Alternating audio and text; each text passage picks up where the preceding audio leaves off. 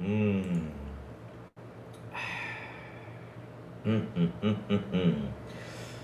Why Xbox Helix and Steam? Interesting, huh?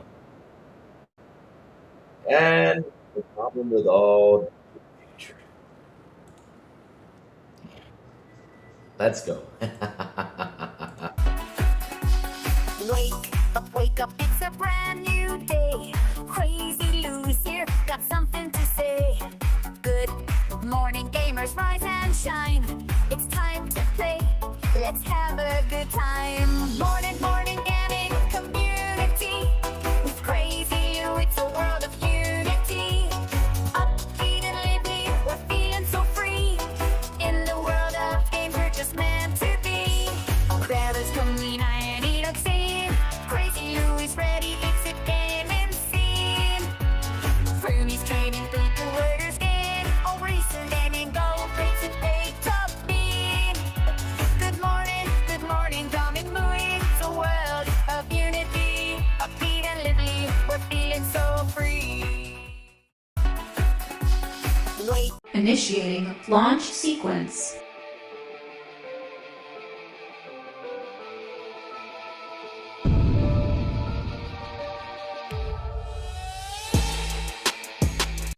Let's begin. Good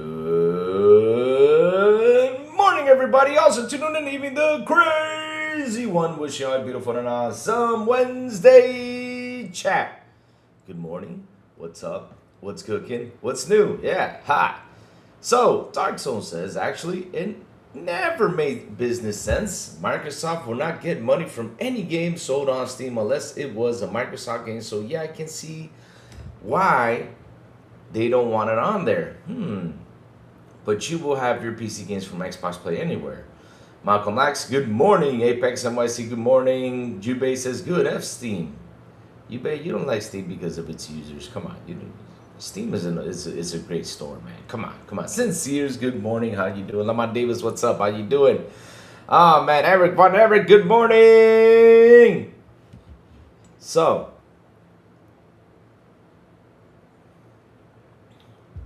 chat,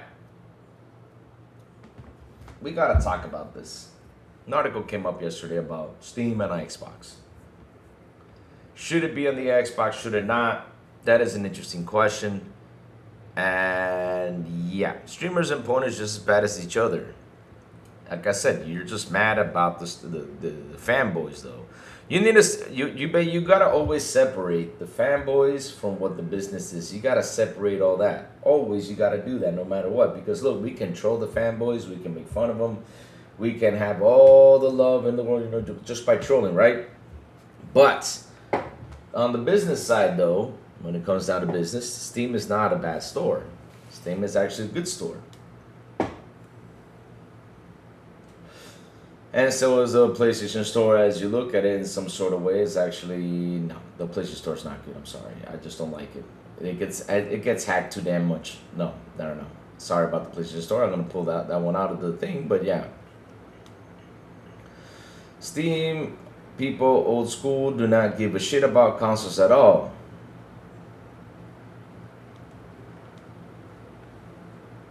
It depends on who you talk to, though. Like, it depends on who you surround yourself to. Because the thing is that this conversation is all ego talk. You need to understand everybody's got an ego when it comes down to their machines. I mean, when you sit down and talk to a PC dude and they have a 5090 and they're like, yeah, I got a 5090 in my PC on demand. Okay, cool. You spent $2,000 to play the very same games I'm playing. What's the difference? Well, mine can go up to 500 FPS. Ugh. Okay, then go ahead, go to 500 FPS. I'm playing fine at 60 FPS. Ooh, I get to see more shadows. Ooh, okay, good. Then go see more shadows. Oh, my trees look nice. Okay, then go see your nice trees. I'm not there to look at the nice trees. I'm not there to look at the shadows. I'm there to shoot what is in front of me, to slash what is in front of me, to blow up what is in front of me. I don't give a shit about shadows or 100 FPS. All I want to do is blow up stuff. That's all. That's what you do in a video game. But yeah. I like playing my games all in one place. So technically, I have the Xbox Ally and a few other handheld consoles. Do I really need it? Though for the new Xbox consoles, not really, but welcome. Like 99% of what I see streamers talking about is consoles. They have to, because it's become part of the trend, to be honest. So I mean, these consoles literally play like a PC. Both of them do. And not only that, you can also put features on PC on these consoles. I mean, if you can hack through the big what's it called? Through that big if you can break that wall that Xbox has, that big Xbox wall that it has, and you can probably put Linux in it or anything and probably run it. Or even Windows. I mean, we're seeing PlayStation run Linux right now. So these machines are PC. You know, that's it. Louis, I've been on Steam since it started. There's no PCMR shit. What do you mean by there's no PCMR shit? I'm lost here. What do you mean by that, though? My 7K PC has more frames than your $500 console. That's what they say, though. That's the argument they bring, though. I just let them bring their argument. You know, I can never disagree with them, because they're right. They get more frames. They get better graphics. But at the end, though, I spend this money to look at pretty. Okay, I mean, I seem beautiful. I seem pretty. I seen all that stuff. I mean, cool. Does it change the gameplay, though? No. PC Master Race, nobody cared. Some of them do, though.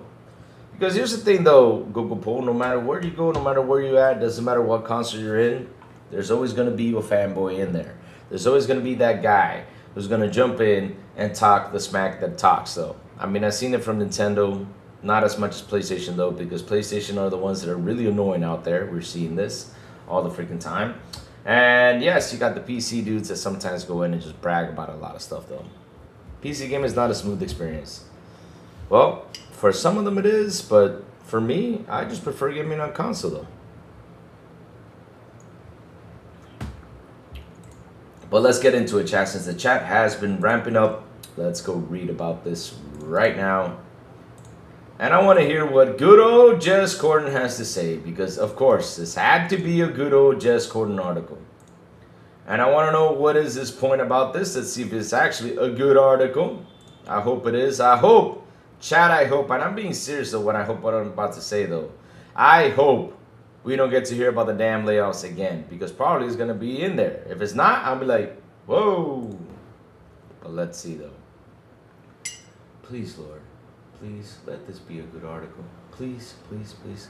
Seriously, let it be a good article. Let it be a good debate. Let's see what this is about. All right.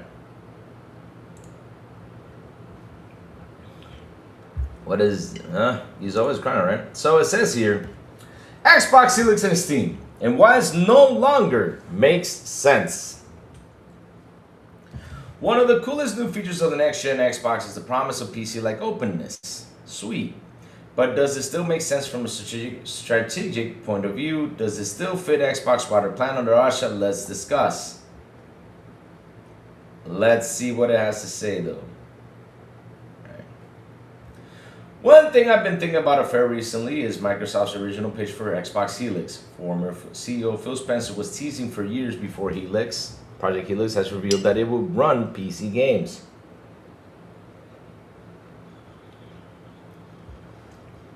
He talked about platforms like the Epic Games Store on Xbox Helix. For example, opening up to the platform to the new business models and aligning more closely with traditional PC gaming, albeit designed for the living room. In 2026, we're in a very different universe, though. The memory crisis has made consumer tech less affordable than ever. The console market has traditionally been the affordable, simple alternative to PC gaming. Several price increase later, it increasingly look less like the affordable option and more like the nerf version of PC gaming. As an open PC, Xbox Helix could end up being absurdly expensive.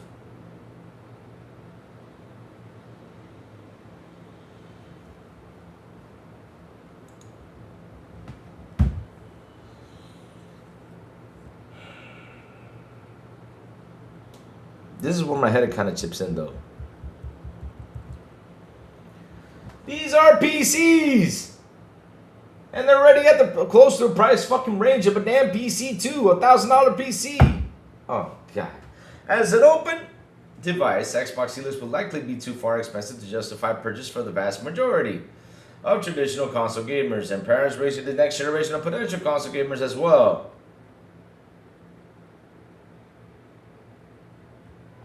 Jez, parents even get iPhones for their kids. What are you talking?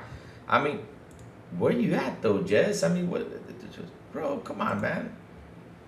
Users are already stretched on affordability and gravitating towards cheaper experiences. Free-to-play titles are eating into legacy core paradigms, and parents are putting their kids on Roblox and old iPads instead of considering increasingly expensive consoles. Wow.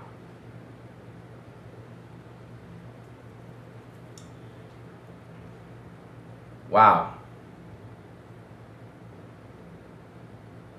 He still doesn't get it. Parents are putting their kids on Roblox and old iPads instead of considering increasingly expensive consoles. That is not true, my friend. The thing is, these kids, oh my God, man. Were you ever a kid ever in your life, though? You don't know what the trend was when you were a kid?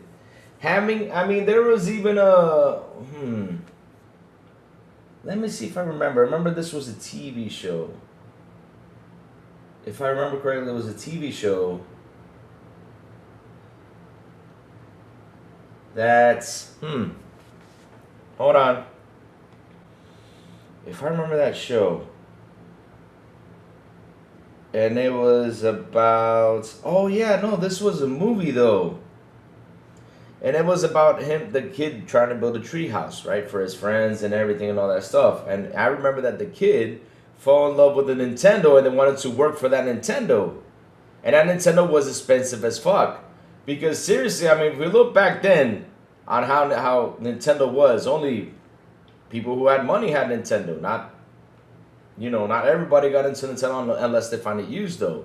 But if you look back to that show though, I mean, that movie, I mean, I even had kids like looking up on my window like, hey, I want to play, or up on my window wanting to play Nintendo. That we've all been through that. I mean, come on. Oh, God. And the whole iPad situation, you don't understand, though. It's all because of a trend, though. These kids are parts of a trend.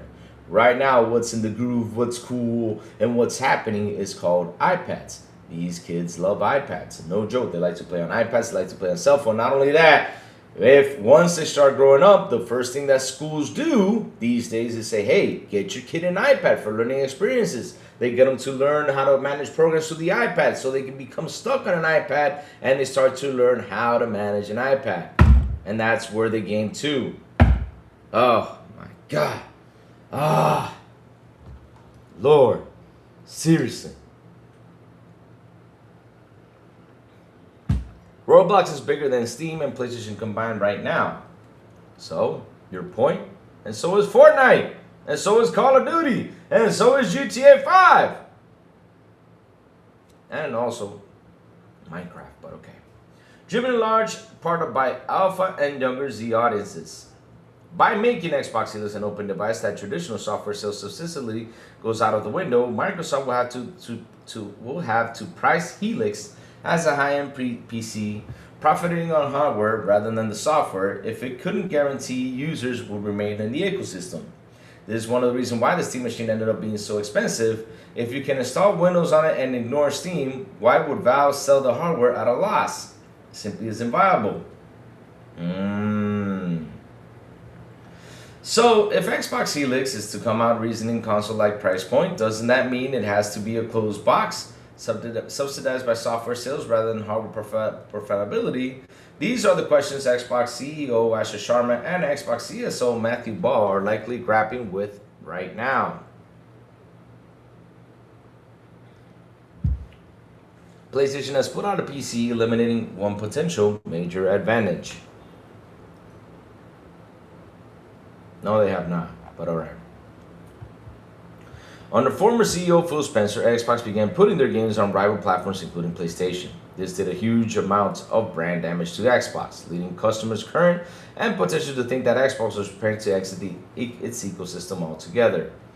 I've written extensively on why Xbox station all forms of exclusive content like seemed a terrible idea, but the crux is ultimately why you choose an Xbox. You can choose a PlayStation, which will ultimately have both Xbox and PlayStation games.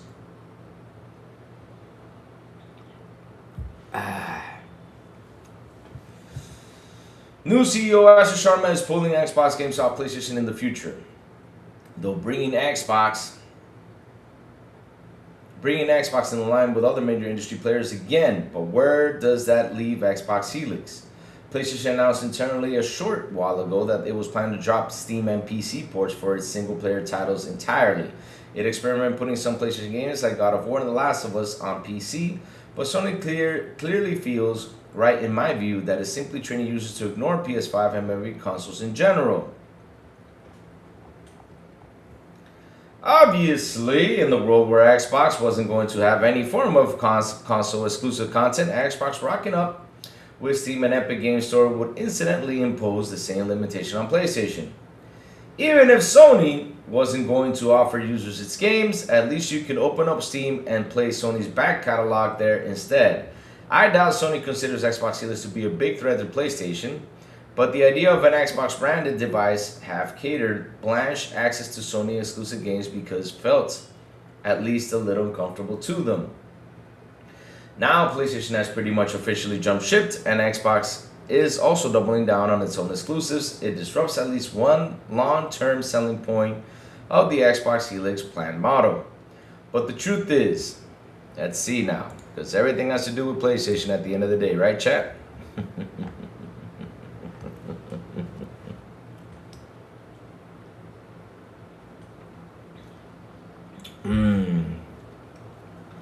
PlayStation games on PC have hardly moved the needle.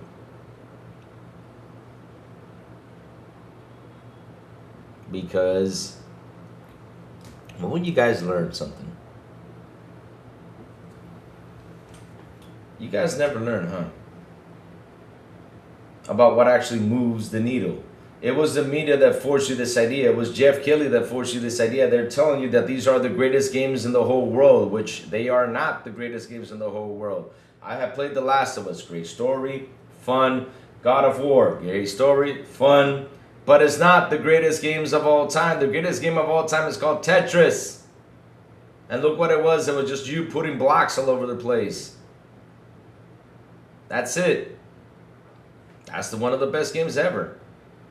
Fortnite, what do? You run around, you shoot things. GTA 5, you go online, you just do heists, you do all this stuff. You get to do races, all these weird-ass races with bicycles, motorcycles, and sometimes you fall and break your head, but sometimes you go through like, yes, I completed it. But look, that's how it is. That's what's actually moving the needle. Not these damn story games as people think, though. I mean, they're there for people to buy who like them story games, but damn. Come on, man. I mean, just look at this gen. This gen tells you everything. What was the games that actually did so well this generation? It's crazy. You got Power that has sold 25 million.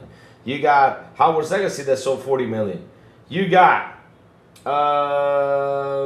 let me see, Elden Ring that sold 30 million. I mean, I could just go on and just probably give you 6 or 7 games this gen that actually sold more than 30 million copies. But Spider-Man didn't do it. God of War Ragnarok didn't do it. None of those moved the needle as much. PC has rumors of Windows exclusive titles that haven't ever come to console, and in some cases likely never will.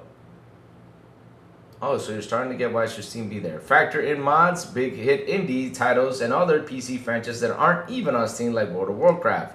Well, perhaps PlayStation ditching PC isn't even a big deal in the Helix model. But what about money? Okay. The memory crisis breaks the economics. Open consoles will be priced like high-end PCs.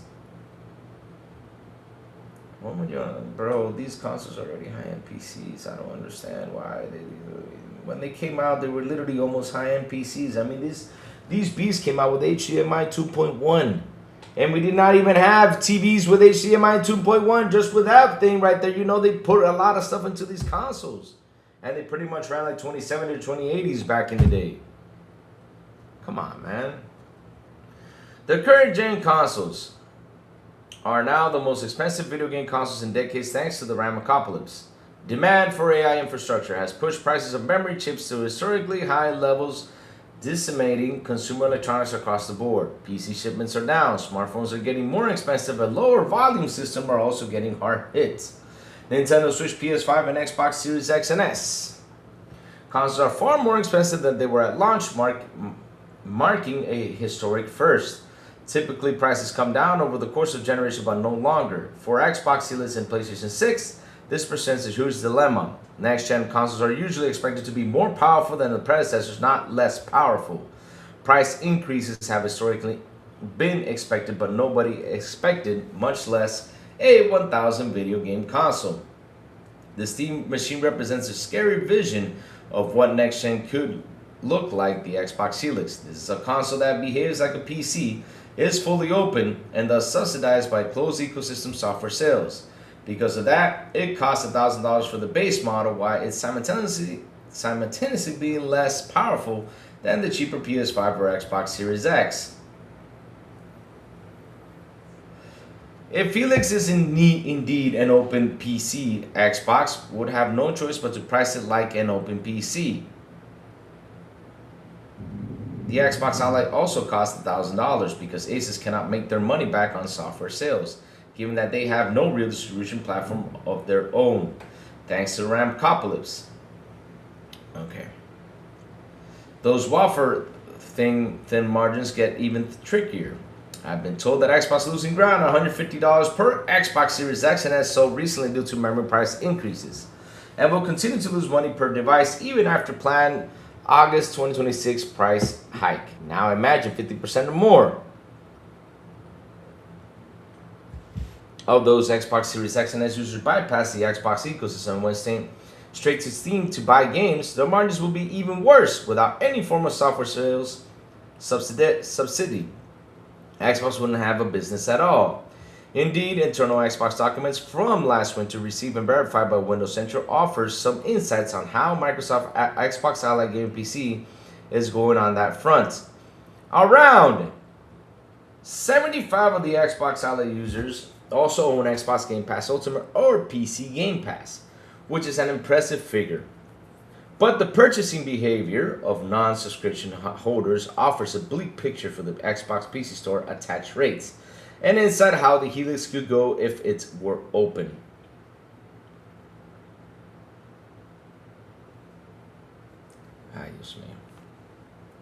Around 75% of the Xbox Ally owners, right, also own Xbox Game Pass Ultimate or PC Game Pass, which is an impressive figure. So what you're worried about is the purchasing. Good God. I'll get to that right now. Of non-subscribing users, if an Xbox Ally user was also an Xbox console owner, around a quarter of those users also made purchases on the Xbox PC ecosystem. However, if the Xbox Ally owner was not an Xbox console owner, that figure dropped to a measly 2%, suggesting that almost 100% of the non-Xbox owning new Xbox Ally owners simply went straight to Steam.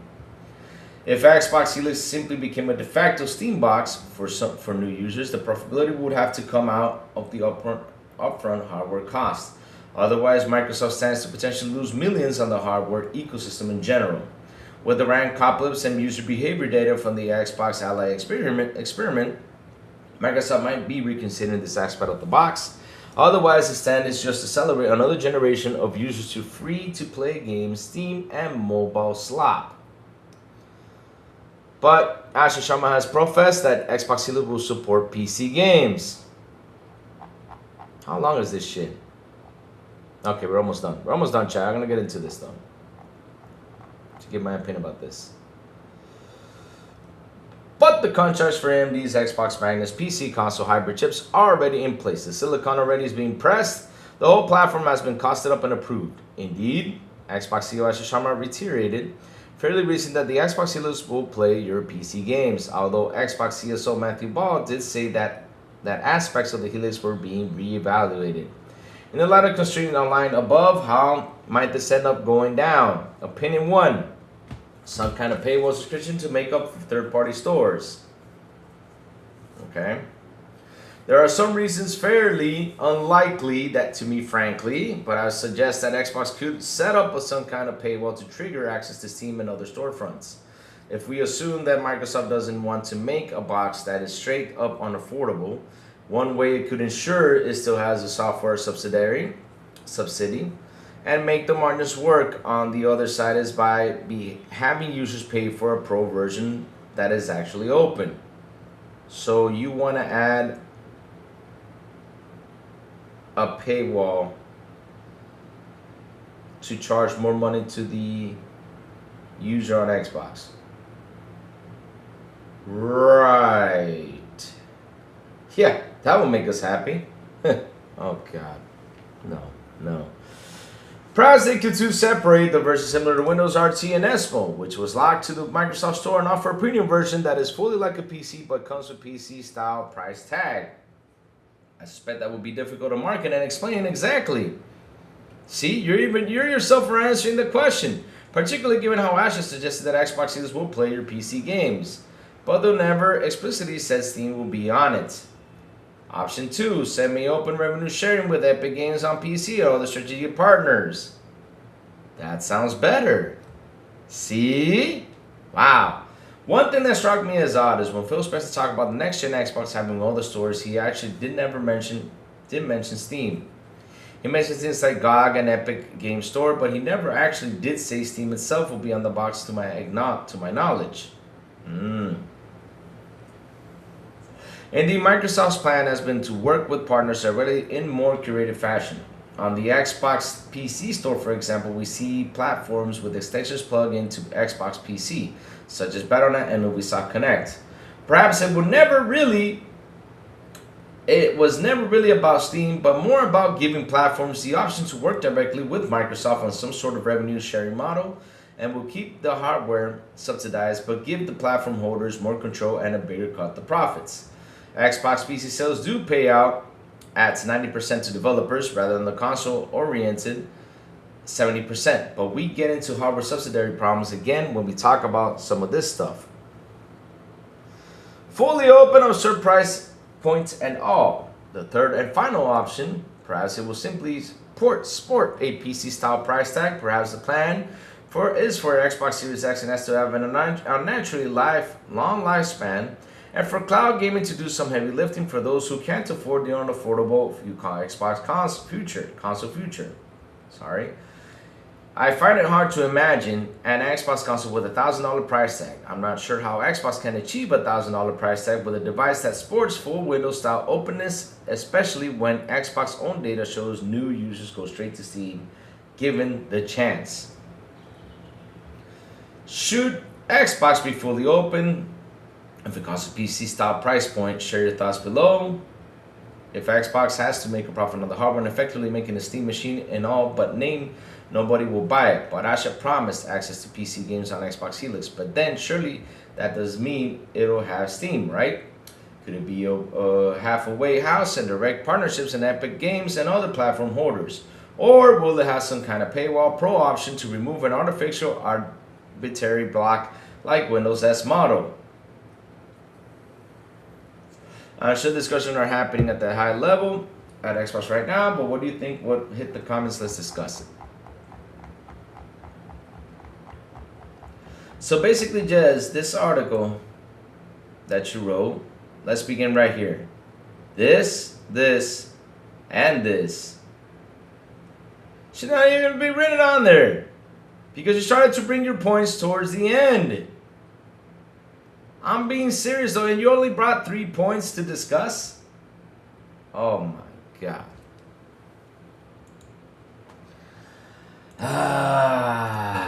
Man, I'm out of breath. Hold on, Chad. Let me drink some water.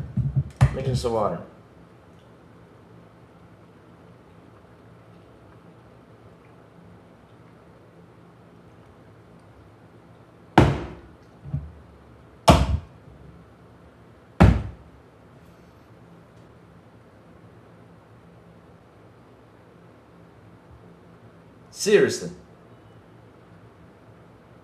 Bro, you got an Xbox Ally. And I don't know if you bought it. I don't know if you got it for free. I don't know. To be honest. I don't know. You are using it. You are experiencing it. You have to know what is going on there. And if you don't know what is going on there, why you gotta ask all these questions like should it have Steam, should it not? Listen, if I was Xbox, this is what I would do. Get the hardware. That's one. Get the hardware out. Two. That's one. Two. I will sit down and discuss with Steam. I will sit down and discuss with Epic. I will sit down and discuss with all these guys because because basically you wrote an article, not even knowing what the main issue is. We have a problem out here right now, Jess, if you don't notice, and that's right now. If you build a PC, it's fucking mad expensive. Consoles, as of right now, even though they are expensive the way it is, as it is right now, is still the cheapest way to start gaming. And what I mean is that even though it's $1,000 per this box, because right now we're at $1,000 on a box right now. We're at $1,000. I mean, no matter how you look at it, simple. Go ahead, add the tax on the PlayStation 5 Pro. It's $1,000. So we got consoles that are $1,000, and they quit the 2 terabyte one because why did they quit doing the 2 terabyte one? Because that one was going to be $1,050 and nobody was going to pick it up. That was going to be something that it was going to be thrown out there, and pretty much the only difference that it had was a 2 terabyte space, and that's about it. That was the only difference between this one and the 2 terabyte version, and it has the stars and some pretty stuff. But we are already there. The problem right now with these boxes is that they're old and they keep going up in price. It's like me buying an iPhone X, which came out 7 years ago, and buying it today for the price of a new iPhone. That's the problem right now.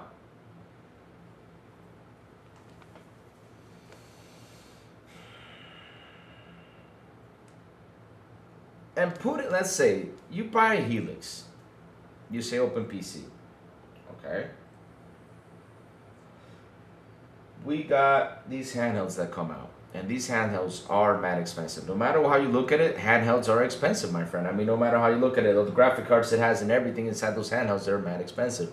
You have $1,000 handhelds that are being sold like crazy. Why are you stressing so much about what is the price point on these consoles when everybody right now at this very moment knows there's a Ramcopolis going on?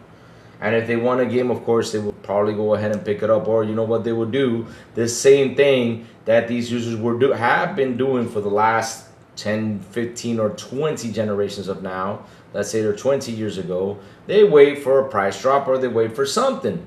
That's what these dudes do. They're not in a rush to go ahead and buy a new console.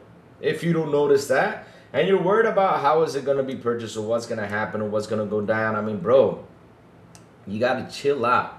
And you got to let things come out and let things cook. Now, Steam on the Xbox, though. Steam on the Xbox. You brought in a good point. You said that 75% of the gamers who have an Xbox or a guy like X have Game Pass, right? But yet, they don't buy the games on the Xbox store. Like I said, you have a ROG Ally X, right? An Xbox ROG Ally X, you have one. I don't know if you bought it. I don't know if they donated it to you. I do not know, and I don't even care. At the end of the day, you are using it, and you're seeing that they are trying to make improvements. Why? And this is simple. Chat, you go ahead and you tell me the answer. I won't even answer it myself. Why are people buying more games on Steam than they are buying it on Xbox? Why?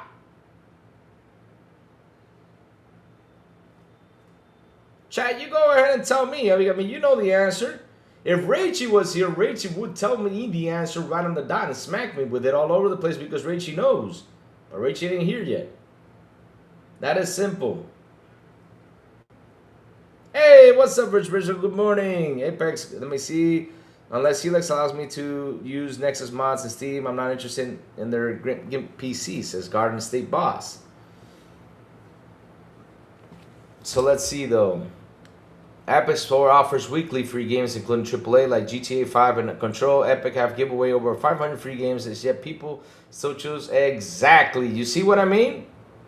There you go. See? Look at that. Look Look at that. Look at that. Look at why So Serious said right there. Steam has better fucking deals. If you have not noticed something, and you sit there and you get feed by the media bullshit, because there's a lot of media bullshit out there. Bro, gamers are the biggest cheapskates out there. I'm one of them. I admit to it. I'm a big cheapskate when it comes down to gaming. Why do I say I'm a cheapskate? Because at the end of the day, though, shit, I want to get things at a high price off, and there's nothing wrong with that. Back in the day, I used to do that too. Shoot, nothing wrong with that. We don't want to spend $80 or $90 on a damn game, rather for it be on sale. That's what we do a lot of the time, and that's what the people are doing these days. Waiting for sales. Now, the thing is, Steam, they put a game out there. I'm not kidding you. You can right now add a game that's brand new. I can put it there. Right now, add it in there. And in 2 or 3 months, I'm going to see a sale. And the thing is, I'm playing something else because I'll give you an example. Look, Halo just came out. A big cheapskate. What is it? Cheapskate? Cheapskate. What's the word? Help me out. Why so serious? Thank you for that. I mean, we gamers are cheap though. We gotta say though. I admit to it though. Steam's best deals were in 2010 to 2016 days. But no joke, Uncle Paul. I mean, right now I can put a game that just came out on Steam and I put it on the wish list, and they would literally send me an email. They literally send me an email. Hey, the game's on sale. Like, whoa. They do.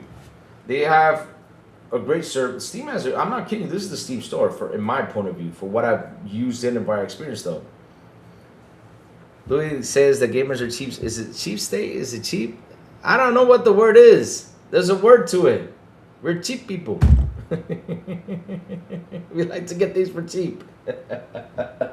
When it comes down to gaming, that's cool though. I mean, we got no problem with that because we use emulation. We don't go out there and buy these old games. I mean, if we went out there and bought these really old games, we'd probably be broke.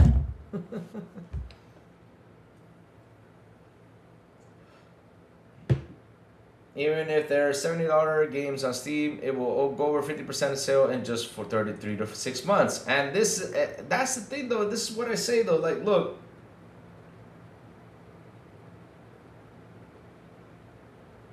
I had a discussion with someone yesterday about this, right? And they told me that it sounds like Xbox is like afraid of Steam. It's like, no, it's not that Xbox is afraid of Steam. No. There's no fear factor about this. The problem with Xbox at this very moment, and I've said it before and I'll say it again, is that their store on PC is catching up to Steam, and it should have been, that store should have been worked on since last generation, not now. These guys are literally spinning through this. I mean, they're running because they know they got to deliver a Helix. And they got to do something to get the person that's on Steam to come by over here. They got a lot of work and a lot of fixing to do. They got to. Cheapskate. Thank you. Cheapskate. It's now a cheapskate. I will remember this moment. Says.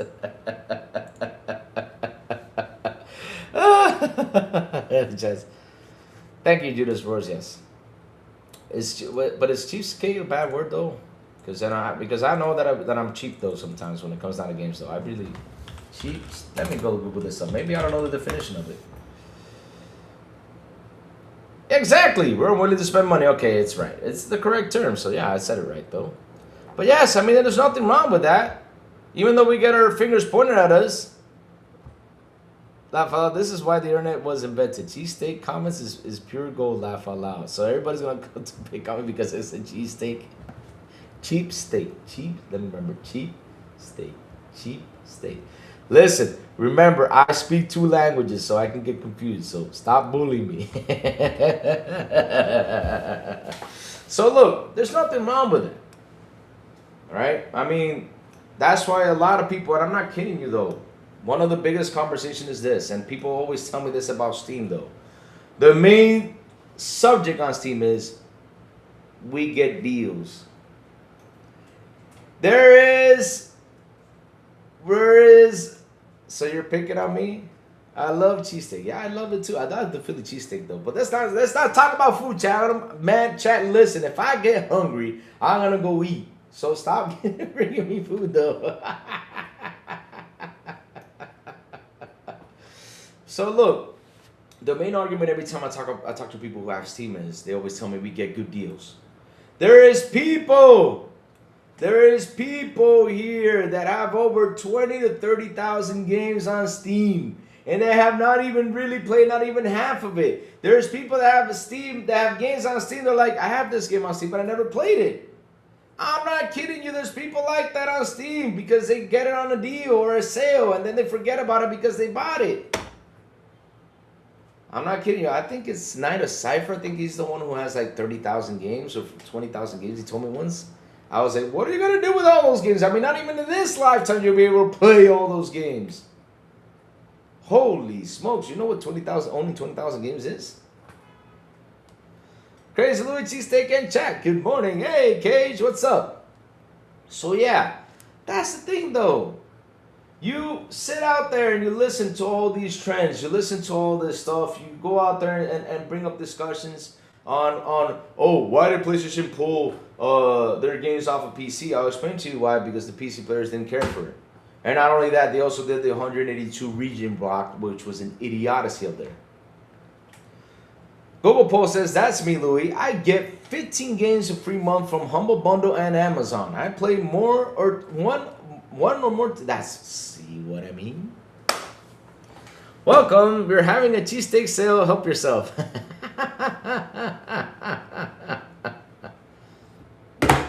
So, Apex says the Xbox game bar on PC is way better now.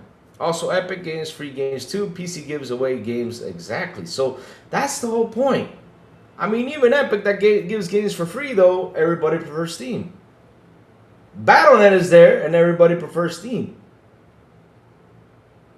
Xbox is on this, and everybody prefers Steam. So your main argument and your main worry is that people purchase more games on Steam because I'll tell you why. Simple.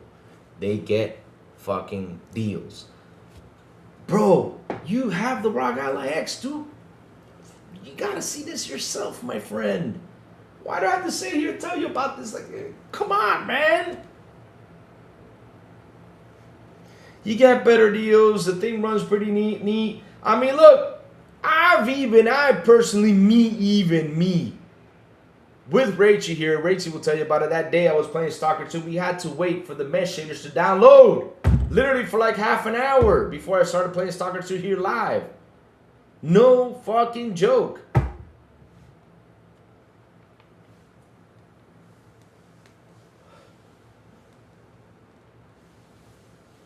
And so now it's getting better. Yes, look on another thing that's beautiful. Like I keep saying though, things just get better and better. And now they're trying to speed to it. Now they're trying to rush through it. And like I said, this is going to take time. And if you, who owns an Xbox ROG Ally X, do not see what's happening over here when it comes to this, right? Right? If you don't see what's happening on the Xbox ROG Ally X, if you don't see that they're updating it, they're trying to fix a lot of stuff. I mean, look, the other day, and listen, the other day I was literally about to grab my Xbox and throw it out the window. I was about to chuck that thing because every time I logged in there, it said resync. I'm like, why are you resyncing, bro? I mean, I'm online, I'm connected. I thought I literally had problems. And Windows 2 sometimes is doing like a resyncing thing because my internet is fine. I literally, the other day before I started the show, I had to literally sit here for like a minute to wait till, you know, the Windows settled in and everything for me to play or to go live here. Because lately there's been a couple things with the updates that's been happening because they're trying to rush this, they're trying to deliver on this thing. The other day you were complaining about something with the ROG Ally X, and that's because of all these updates. They're really trying to push and they're really trying to run fast when it comes down to this. And you need to understand, though, it's going to take them time. It's not going to be easy. So, should Steam be on Xbox? Why not? Because people purchase more games on Steam? That's your worry? But yet you got 75% of the people in the ROG Ally X that have Xbox Game Pass. but the purchasing on Steam is way more than this because Steam has better deals. Now, what Xbox should do is they got to sit down, figure it out how to make better deals over there to attract that person over there. They got to figure out that the launch is way better than the Steam one. They got a lot of things to figure out, my friend. It's that simple. And once they do that, they bring out a box. They can sit down, talk to Steam. They can sit down, talk to Epic and say, okay, let's do this. We'll get this much % for each game bought or do something. I mean, that's where you sit there and you negotiate some stuff. If people are going to jump into the Xbox Helix, they can negotiate something. I mean, it's called negotiation. You can sit there and do it, though. So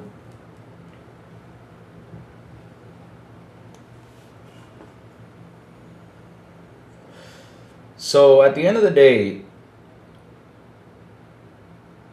it's about that. Google poll, yes, it's the Steam community. It is a strong point. Of course it's strong because why? People are getting into that habit, though. I mean, listen, I have an Xbox right here next to me. Y'all have seen it? I have a PS5 right here. I have a Nintendo Switch right there. I have a 3080 here installed on my PC. So I can go in right now, purchase, right? Stuff on Steam. And right now, listen, this is that simple. Look, let's go check it out. Let's go see it. Let's go to Steam right now. Let's go to the Steam app. Let me open it up. And right now, probably is going to say, Lou, you got deals in here.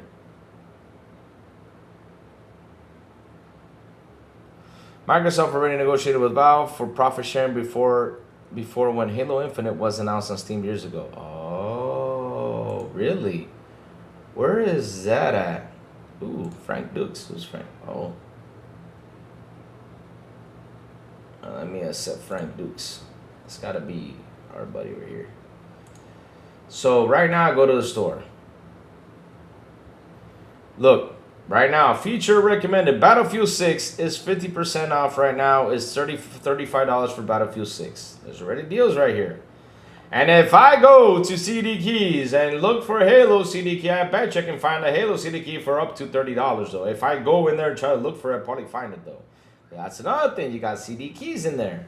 Ah, interesting, huh? Come on, man.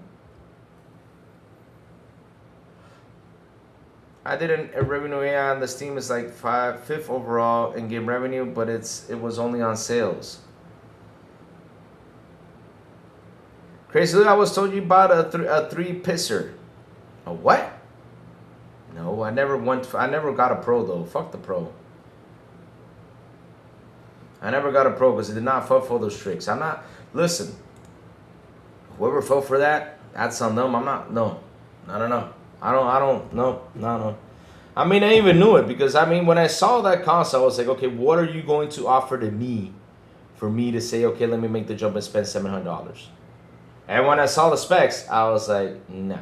I mean, it's an AI upscaler. I'm not falling for that. And people are like, oh, it looks good. I mean, you turn on TV. Bro, I got a 3080 here. Nothing's going to impress me. I'm sorry. It's just not going to impress me. Now, if you're telling me that it's going to fucking pop out of my screen and, you know, say hi to me, I'll be like, whoa, that's impressive. But graphics just don't impress me no more because I think I've already seen enough of graphics these days. But it's simple, though. I mean, why do people purchase on Steam? Because they get better deals. So Xbox got to figure out something, how to make better deals, how to get more games onto their platform. Because at the end of the day, though, Steam has... How many games does Steam have in there? Like 120,000 games? How many games are in Steam in total? So as of early 2026, Steam's catalog includes approximately 234,984 titles with 146,012 playable games. So right now, Steam has 146,000 games for you to play. So let's see, how many games does the Windows Store, does the Xbox Windows Store have in total? Let's go look at this because maybe I'm wrong about something though. It doesn't even say how many games though. Ah!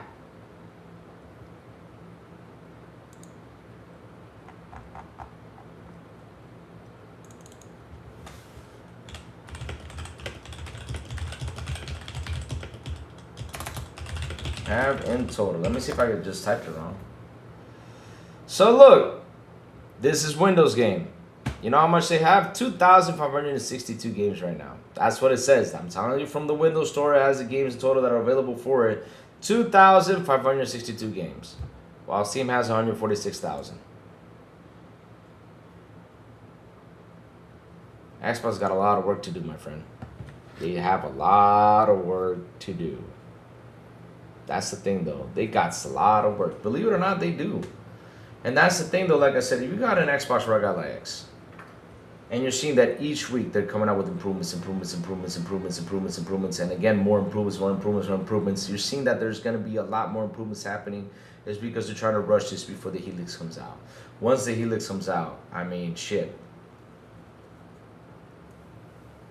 We will see if they're going to bring the other stores in there. And that will be a plus, because at the end of the day, though, my friend, if you're not noticing the situation that's happening out there, like you mentioned, the rank couples, that was basically that was basically on your freaking article. The three main things right there that you talked about mainly. It was not about the options of having Steam or not. You were literally talking about was the problem with the rank couples. So we know we have a problem here. And the thing is, what can they do with that? Well, they can make it an open PC. And it's not going to make it less cheaper, less expensive. Because at the end of the day, listen, they can make it. I'm not kidding you, and they can do this. They can make it to be an option of the Series S for next generation. And I bet you that Series S is going to be a $100 console. They can do it. I'm not kidding you, they can.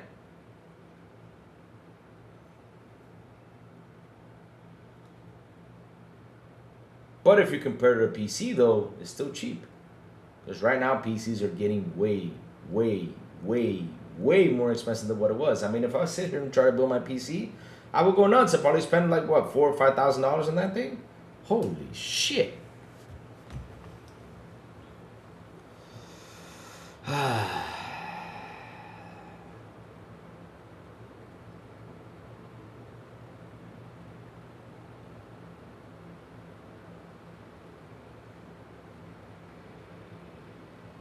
So let's see what chat's saying. The main thing that Xbox needs to figure out about this app, besides the app itself, is how to get bigger games there they don't get them.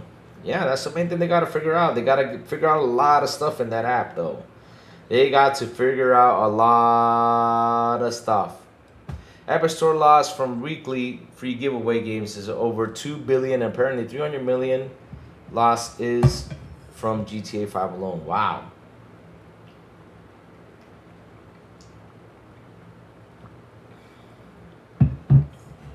I saw GOG is hiring a Linux guy to help move their app there as well.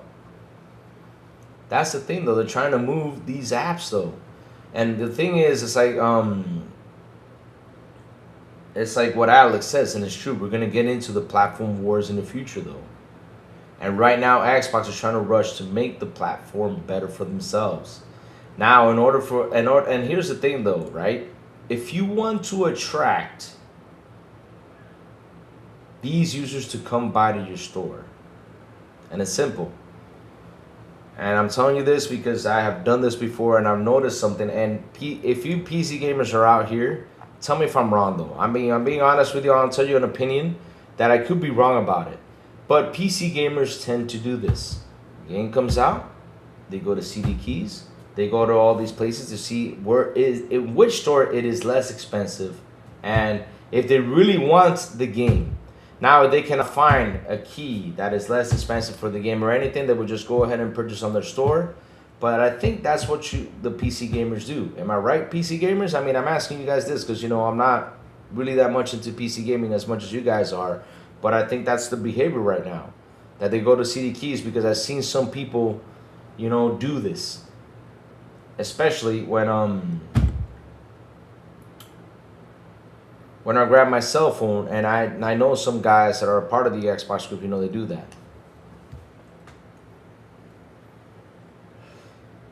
I don't think it's a good idea that Microsoft don't add Steam. I don't think it's a good idea that Microsoft don't add Steam to their new Helix. People don't really use too much of the Microsoft storefront. for gaming.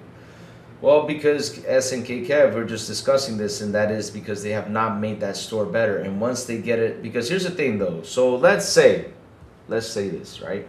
Let's say this. Xbox right now, its store is on the same level as Steam, right? Right now, this very moment, they're head to head right now. They're head to head. Their store is basically the same.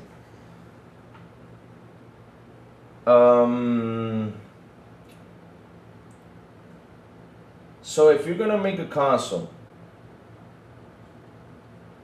that is PC like, and how are you gonna go ahead and just take away that other store that you already bought your games there? Because that's another thing though. Are you going to abandon your store? Because that's another thing that people don't think though. I mean, right now on Steam,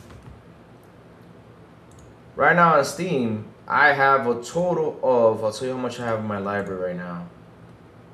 Right now on Steam, I don't have much though, but I've been buying little by little. I mean, this is part of the thing though. I've been little by little buying my games. I'm not kidding you. How many games do I have though? Does it say though?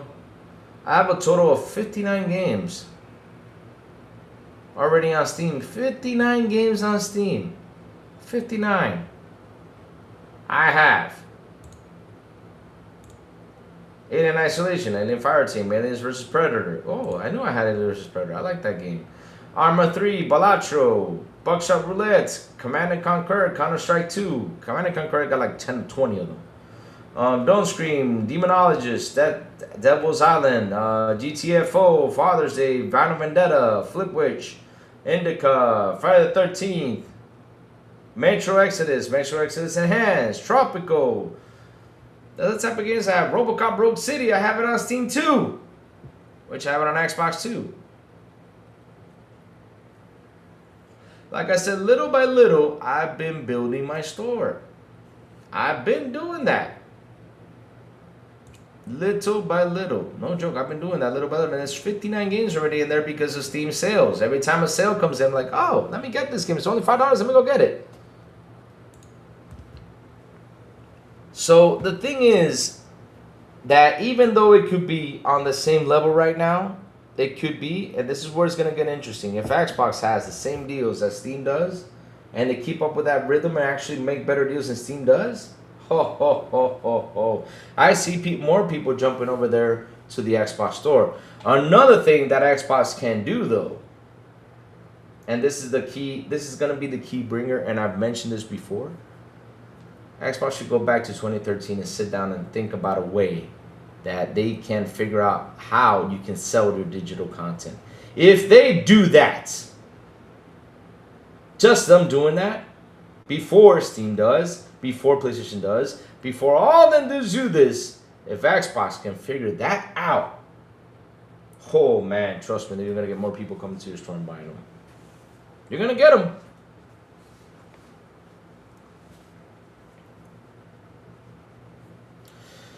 Just is saying that the value proposition of buying Xbox is that it contributes to Microsoft profit loss. We've looped back in time to original Xbox.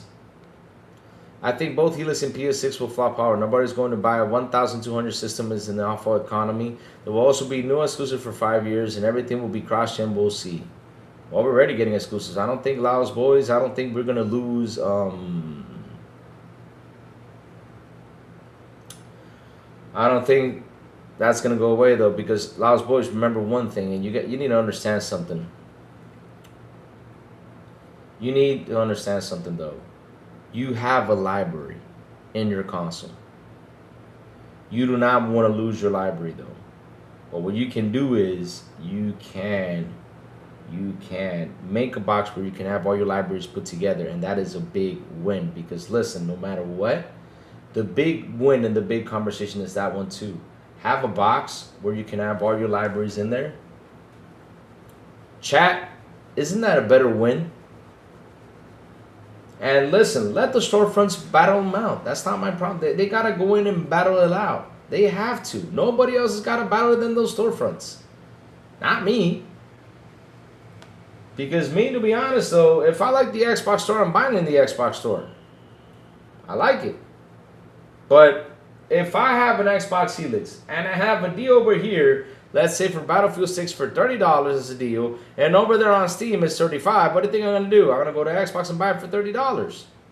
That's what I'll do.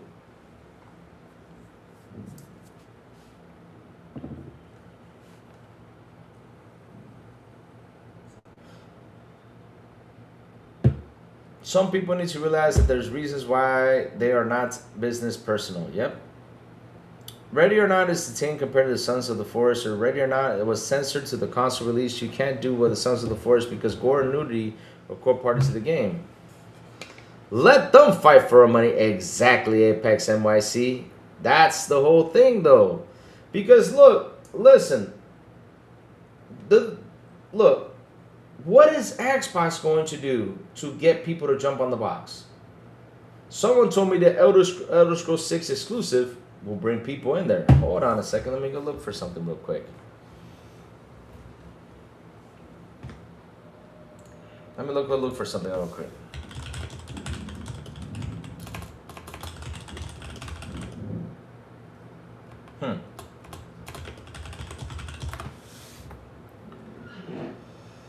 So the Elder Scrolls franchise has sold more than 90 million units worldwide as of 2023, according to multiple sources. The most successful video game one of the most successful video game franchises in history, though.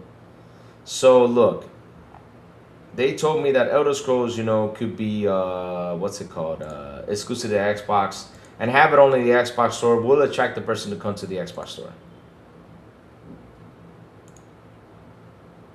Really? Because I'm like, why do you guys have this idea that this one game or these one games will actually, bring these people over here? Because the thing is, my friend, that you can have it in your store, but how is that going to track, though? Because I mean, at the end of the day, it's going to be 12 to 15 million that's going to buy that game, though. Because we're talking about the franchise in total, 90 million, though. That's franchise total. 90 million total. That's not much, though. Now, if you say that Elder Scrolls let's say Elder Scrolls, one Elder Scrolls game sold 90 million copies, then I'll say, okay, that would attract, though. But we're talking about the franchise here in general.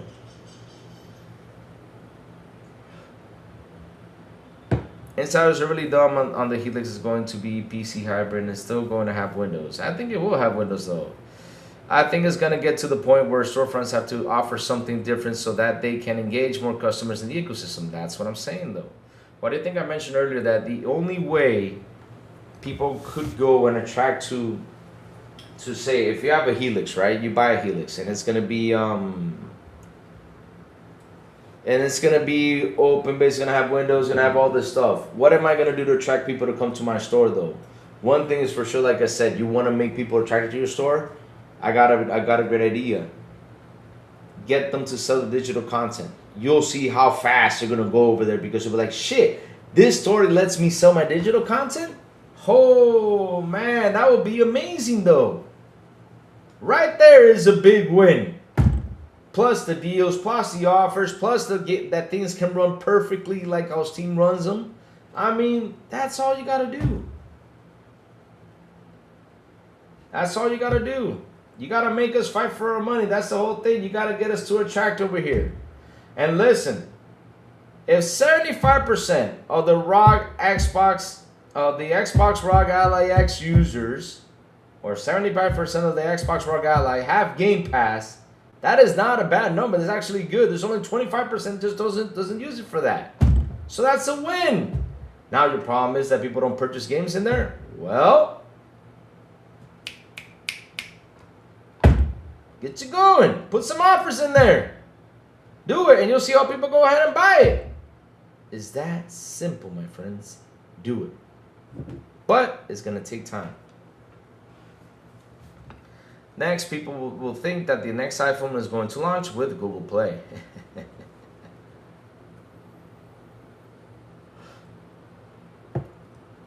So So anyone who thought the Helix would have the Steam store is on their smooth brain to begin with. Well, I'll be honest with you. It's not that everyone thought it. It's because if you got an Xbox out here, right, like the ROG Ally X, that you can log into the Steam store and buy things. But look, the good thing is about it is this: that once you install it, though, you can, from your Xbox ROG Ally X, you can launch your game and play it right there. You don't have to go through Windows, go through the headache to do this and all this stuff to play those games.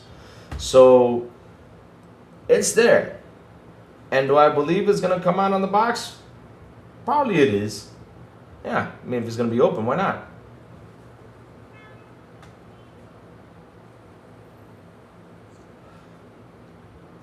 That's why I don't think exclusives will be the best thing to do. I think there's several special console features. Features is the future. Quick resume was a start to add on and more. Yep, quick resume is a beauty though. Hey, Neither Mustang, how are you, man? Aloha. Going back to what you said, I only use CD keys to just take off Windows watermark to upgrade. Okay. But look, right now, I'll give you an example. Hold on. Let's take a look at this. Watch this. CD keys. Let me go right now. Let's go shopping right now. It's called loaded.com. Ah.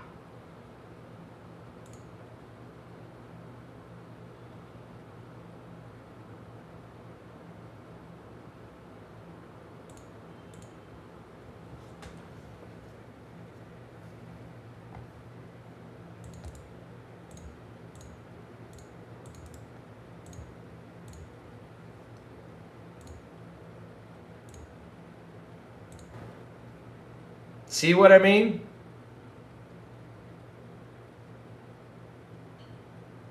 See what I mean? It's already on sale on Halo.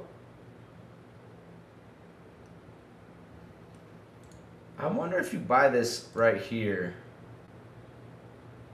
I wonder if you buy this on here. I wonder if you will get it play anywhere though. Premium. Let's see the premium. From 65, it's got 27% off. There's already deals right here. Oh yeah, if you buy it, it has Xbox Play Anywhere. See what I mean? Can activate in Dominican Republic. Thank you. Log in to earn 5% cashback. In stock digital key code. There you go. See what I mean though? There's already sales on this already. There already are sales on this, my friends. That's what I mean though. That's the bit about PC. Go log in to Xbox right now, try to buy Halo. You're going to buy it for 50 bucks or you're going to buy it for 60 or 70. This is why people prefer this. They look for deals.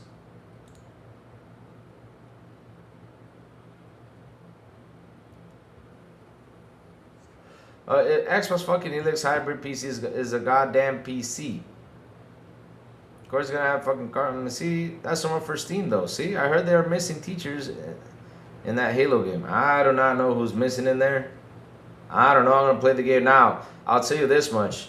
I don't care whoever's missing. Do you blow up stuff? Do you hack and slash? Do you do all that stuff? That's what I care for.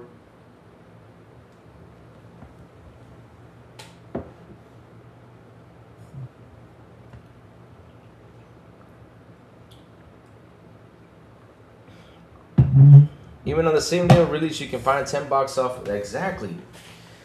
That's the thing, Mr. Corden. Corden, you've been a gamer all this time. Sometimes it makes me wonder, like, seriously, bro, come on, man. Even me, I'm not the biggest PC guy. And I know how the consumer behavior is. Because why? How do I know this? Because I talk to people. I read what the chat says. I listen to what the chat tells me. And the main thing they tell me when it comes down to Steam is the deals they have. That is the main argument. Nobody ever tells me, like, let me see another narrative that I haven't heard on Steam, though. Like, I haven't heard anything else, just the Steam deals. That's all I hear about. I hear everything about Steam deals all the freaking time. That's what I hear. And every time I log into Steam, there's a deal. Every time I go over here, there's a deal. And every time I go into my email, almost every single day, I got an email by them telling me, hey, we got sales over here. That's what Steam does. That's what Steam does, though. So how am I going to track the users over here? Well, Xbox is simple. In your store, make better deals. You're going to see people go over there and pick them up because that's something that they need to do, right? Because listen, Game Pass could be there though, but some people just look for everything. Be like, well, you know, I'm busy playing this one game, but you know, maybe I might buy this. Let me go see if I can find a deal instead of paying for the $23 for Game Pass. That's what some people do though. They do that.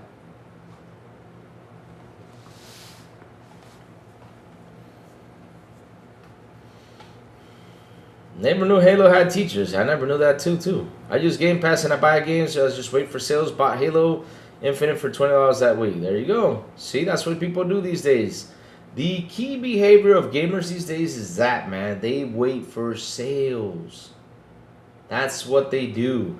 Another thing that PlayStation also pulled away from PCs because you know what they're doing? They're adding a remaster and a remake in front of the game and putting it on PC. And guess what that does to people? Pisses them off because guess what they do after they do that? They increase the price of the damn game. And do you think these PC gamers are dumb enough to fall for those tricks? Hell no. They'll be like, I ain't buying that shit. Why? That game was already over here for $20 like they did with Days Gone. They increased $30 onto it. Wow. Wow.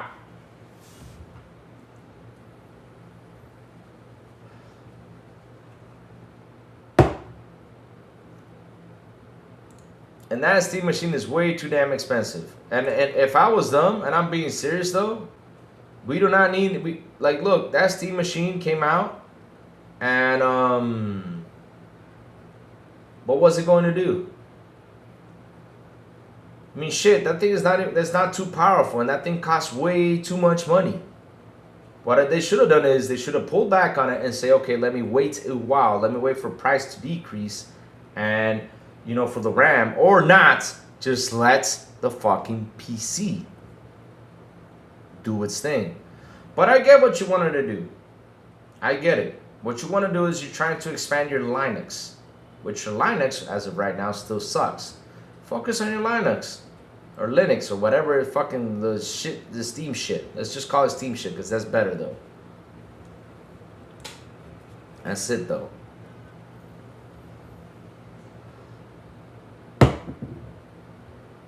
You can make a killer home Steam machine with the 50. Exactly. That's it. You don't need anything else. Steam doesn't support NVIDIA cards yet. Wow.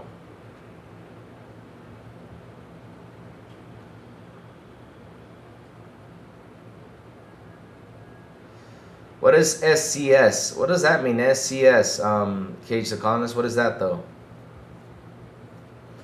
But yeah, but it's that simple. Just ask around. Bob doesn't own Linux? What? Isn't that theirs though? Hold on a second.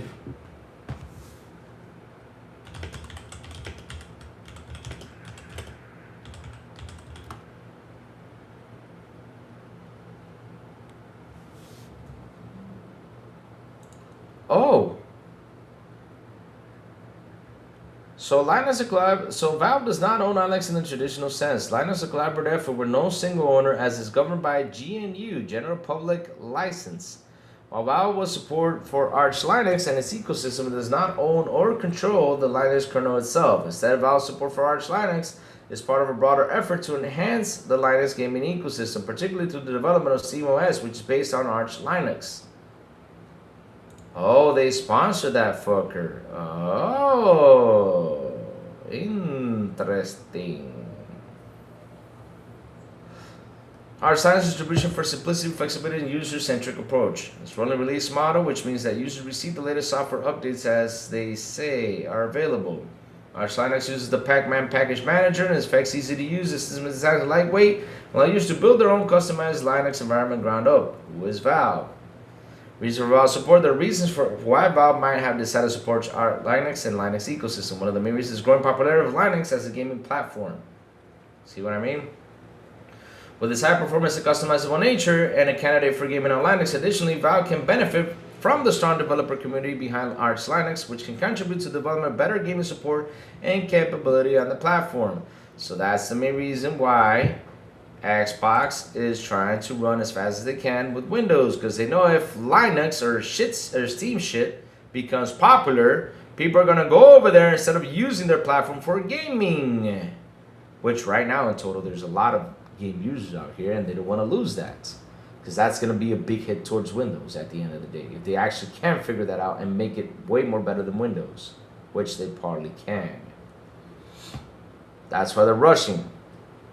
Can't control however they do own Steam, OS stuff like that, but PS stuff. Okay, I'm learning stuff to see what I mean. I'm not the biggest PC tech guy. It's good. I'm learning from my chat today. The Steam Machine, in my opinion, is a great system if you want to stream your high-powered PC to your living room, and with that unit, you can stream from your Steam Machine to your Steam Deck. You're correct on that, but the problem is the damn price. I think is way too expensive and way too underpowered, though. That's the main problem, though. Because if you tell me if it was $600, $700, I was like, yeah, you know, it's kind of considerable. But damn, that thing is way too expensive, though. Whew.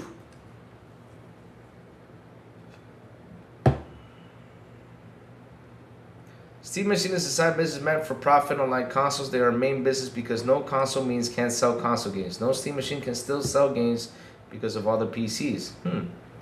Over 90% of gamers are on Windows. They're not really moving to Linux in any meaningful numbers. I know they're not going to move to Linux right now, Ube, but if they can make it better and word gets around, they'll move. Trust me, they'll move. And if things get better with a lot of stuff, with the end of that,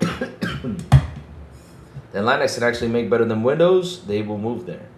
Remember, there's people out there who use Mac. But Mac is a closed system, so because they're assholes, so that's a big difference, though.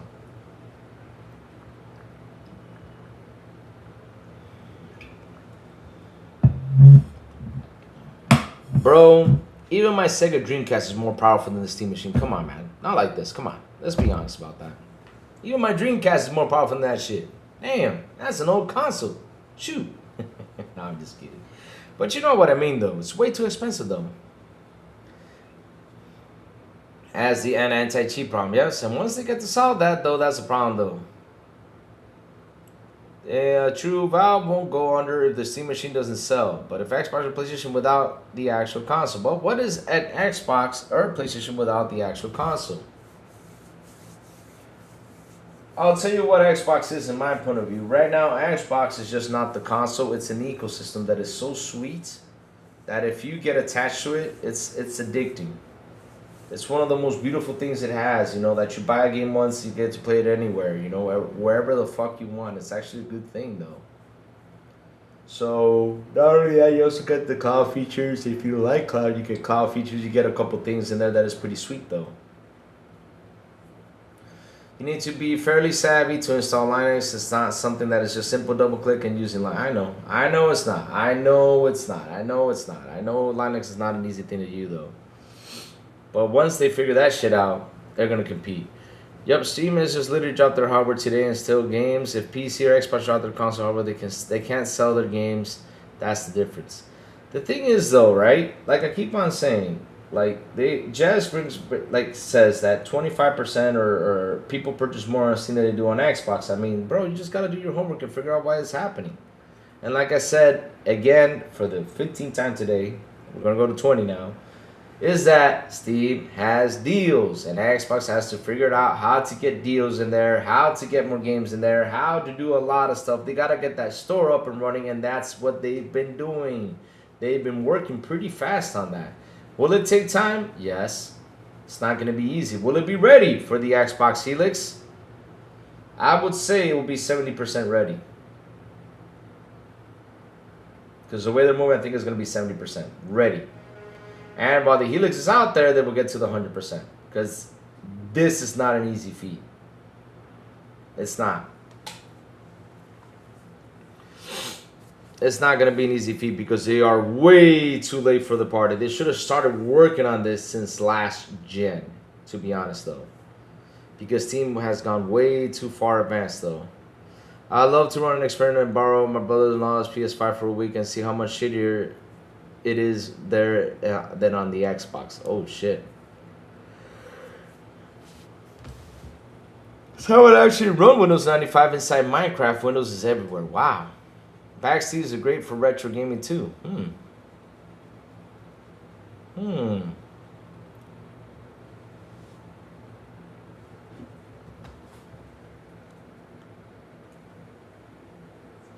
Mazidi, I hope that the PlayStation fan isn't calling Linux primitive, then the PS OS is based off Unix, which is more primitive than its comparison. Laugh out loud. Well, the PlayStation OS sucks. That is one of the worst operating systems I've seen all my life. I mean, it can install things fast and do some cool stuff, but at the end of the day, though, it sucks, though. It's so hackable, it's not even funny, though. That shit gets hacked so easily, it's not even funny.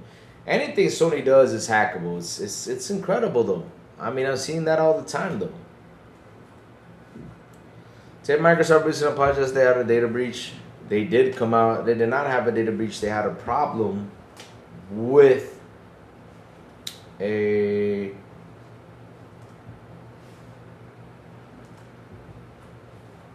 okay.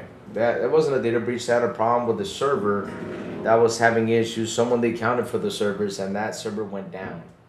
And so they were trying to fix it as fast as they can, though, and it took them 20 hours. And then they came out and said, literally, we're going to try to make it better for everyone. Because that cannot happen again, they said. And at Day Gamers, I'm not loyal to any company. Exactly. There you go. That's what it is, though.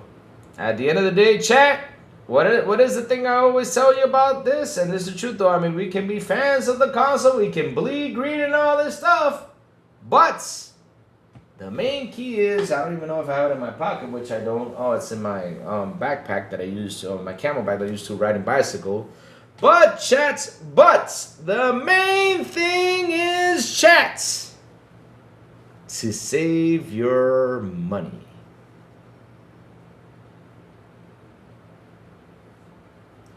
That's all. Save your money. Who's a pony? Who's a pony, though? Crazy Louie, remember Crunchyroll was 1 petabyte of data hacked like 2 months ago? Yep, that was the first time I heard of that. That was the first time I heard about that. Petabyte. Never heard about. I've heard of terabyte. I've heard of gigabytes. I've heard of megabytes, but I never heard of petabyte, though. That was the first time I heard about that shit. And I don't know how big that thing is, but that thing is big, though. The main thing is cheesesteaks. There you go. Cheap steak. Cheap. Damn it. I never can get this shit right. But with your wallet, my friends, protect your wallet. That is the main thing I tell you guys when it comes down to these companies. And man, they could get mad at me for saying it, but I don't give a shit because it's the truth. I tell everybody this, and that's the damn truth. Save your money. Don't fall for these company tricks. Don't fall for them. One of the most stupidest things, and I hope Xbox doesn't copy from that, because if they do, I'll be fucking pissed. Cheapskate. Okay, thank you for that. Cheapskate. Do you like fish sticks? Yeah, fish sticks are good. But yes, 1 petabyte is 1,000 terabyte. I know it is. I know. That was the first time I heard about that. You know how much is 1,000 terabytes of people's information out there? Holy shit.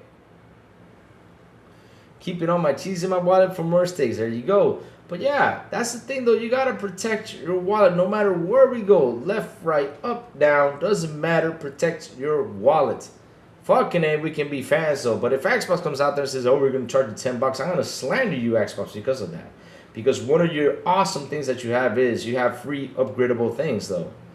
What are you, because I like fish sticks, though?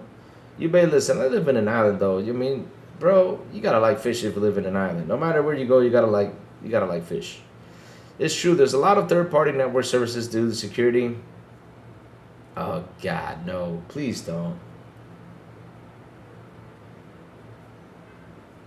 Now, if you can't afford it, but buy whatever you want, you only live once. That is true, though. But what I'm saying is, though, Safo, is once you have it there, you got to analyze. For example, Safo, take a look at next September, though. September, we have Onimusha coming out. We have the Halloween game coming out. We have so many games coming out in September. Are you going to go out there and buy all those games? You either buy one or two. You know? That's what you do. Or you wait for sales, like majority of people do.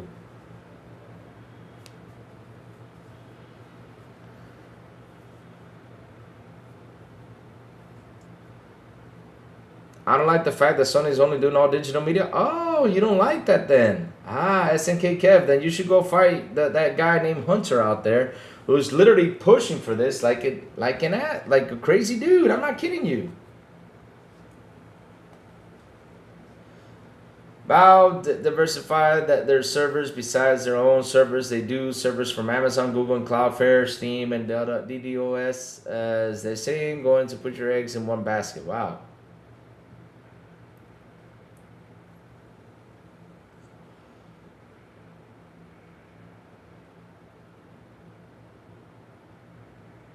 I feel like Louis does not watch much South Park. You think I don't watch South Park? Of course I do watch South Park, man. I just never seen the episode of Kanye though.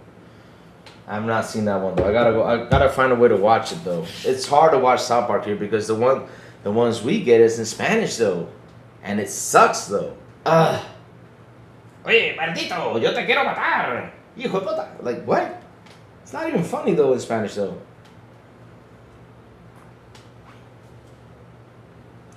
You judge both MS and Sony the same way. Why do you ask about M's transparency? When did you see us about both? Since there are outages? Yeah, exactly. And speaking about outages, let's read. Let me grab this and put it in quick notes and Copilot because I'm not going to read through this. It's on YouTube, really? I got to go check it out then. If it is the whole episode on YouTube though, because if it is, I'll check it out. Because I have not watched that episode, though. I haven't. I have not. I'm so far behind on South Park, it's not even funny. You want to know when was the last time I watched South Park? Like, literally on just episodes. Remember that time the kids were trying to be ninjas? No, he does not sound like Speedy Gonzalez, though. He sounds worse, though.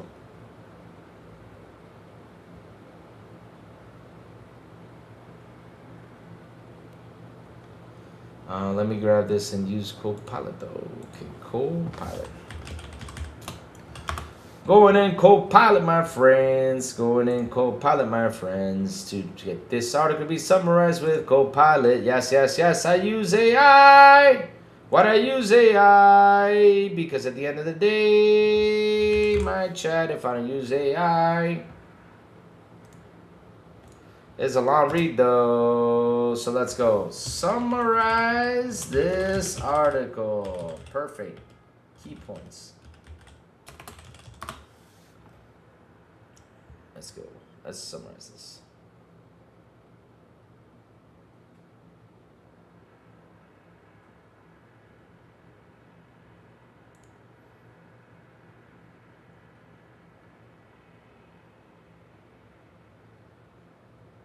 What does Apex says? Apex says, I gotta watch South Park in Spanish? No. Yo, it sounds bad though. It sounds bad. It sounds bad. I mean, I'm telling you. Carmen doesn't even sound the same though. It's not even like funny, Carmen. It's not even that funny though. Ay, Dios mío, mataron a Kenny! ¡Azarazo! Nah. It literally takes away everything because they don't even have the good child voice though. Carmen sounds like he's constipated. I'm Eddie Carpin. Yo soy Eddie Carpin. That's how I'm not kidding you. Yo voy a salir a ir a cagar. Sorry about that, chat. That's how Carmen sounds like, though. That's what it sounds like, though. It's horrible. Shoot.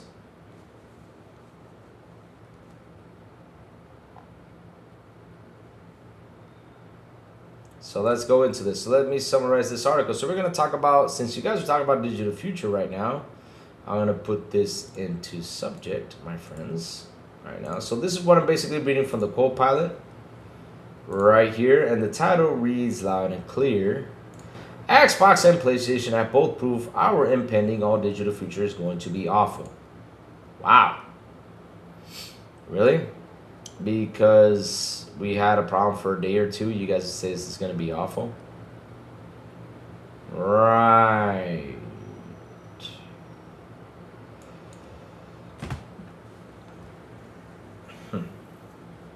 So let's go grab Copilot. All right.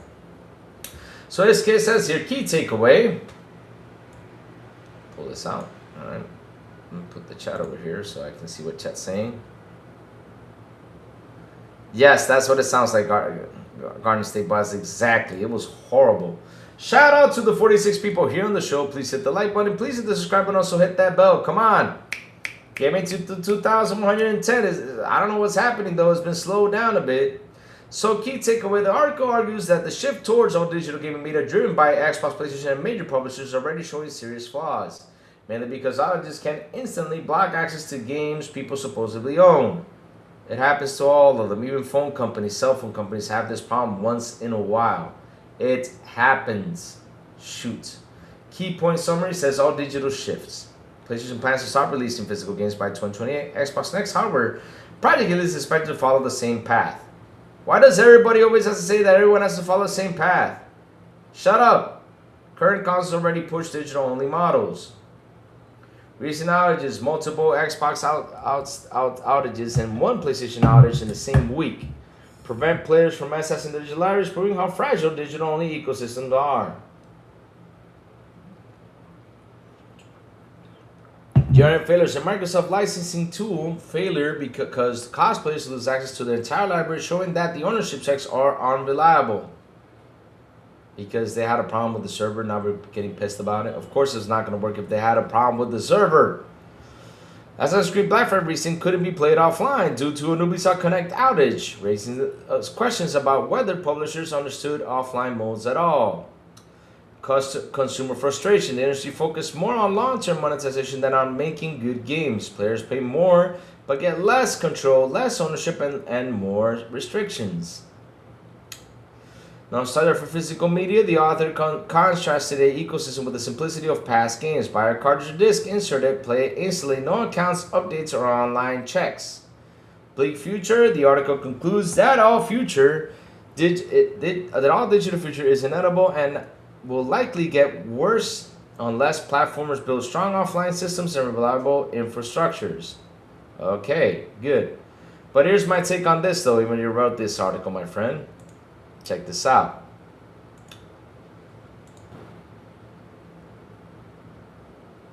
You guys think that this art can be, because you have the disc you can play offline. Bro, listen, I've been telling you about this for the last 5 or 6 years, bro. 7 years, 8 years, I've been telling you this. I've been noticing this. These games are popping in with codes nowadays. They don't even put the full game inside a disc.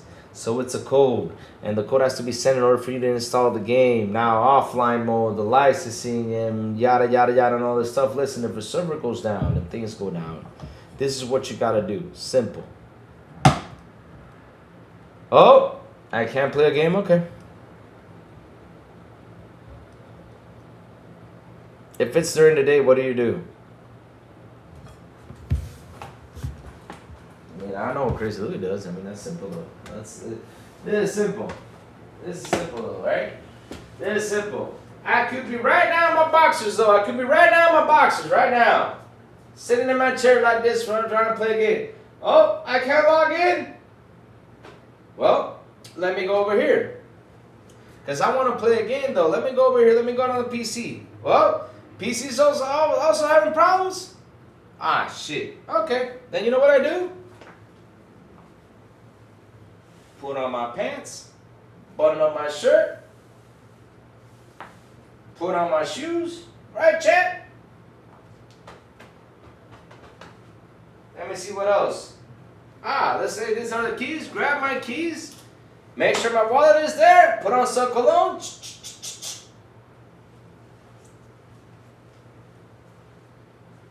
Oh, and if I had to, I'll take my backpack. Bye.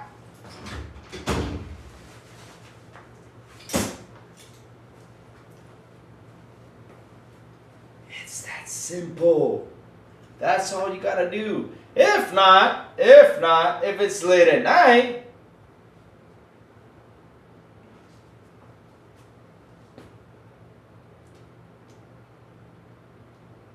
watch a movie.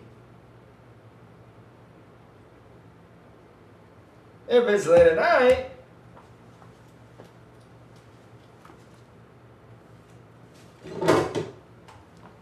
grab your Blu-ray and watch a movie too. That's all you gotta do. Huh? Or because seriously, I mean, well, we have smart TVs, we got subscription services, we can go ahead and watch a movie. That's all we gotta do. I love how all these sites want to go in and say this is a problem. Bro, even this gets fucked up. This gets fucked up a lot of the times. The phone service, I'm not kidding you, gets fucked up. And the other day, I was 3 days without a cell phone. Literally 3 days. I had to connect to Wi-Fi wherever I went. I went in the streets, I had to connect to the Wi-Fi. Anywhere I went, I had to connect to the Wi-Fi to get my messages pumped in here, my cell phone. 3 days without a cell phone. That's an outage. If this shit happens, bro, look, you got more options. Stop with the crying about that this should not happen, because it is going to happen no matter what. Nothing is perfect in life. I'm not kidding you. You have a car. You can take the car to maintenance. You can take care of everything. But listen, there could be a day that car might say, hey, look, I'm having a problem with spilling out oil. Even though your car was in maintenance recently, it can happen. And that day you gotta go in and take that car and get it fixed. Everything has a problem. There's no insurance when it comes down to anything these days. Nothing. Nothing is safe. Things can break. Things can break up. Things can die. It happens.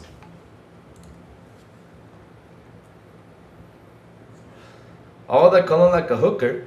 Oh, man. Why do you always keep calling me a hooker, though?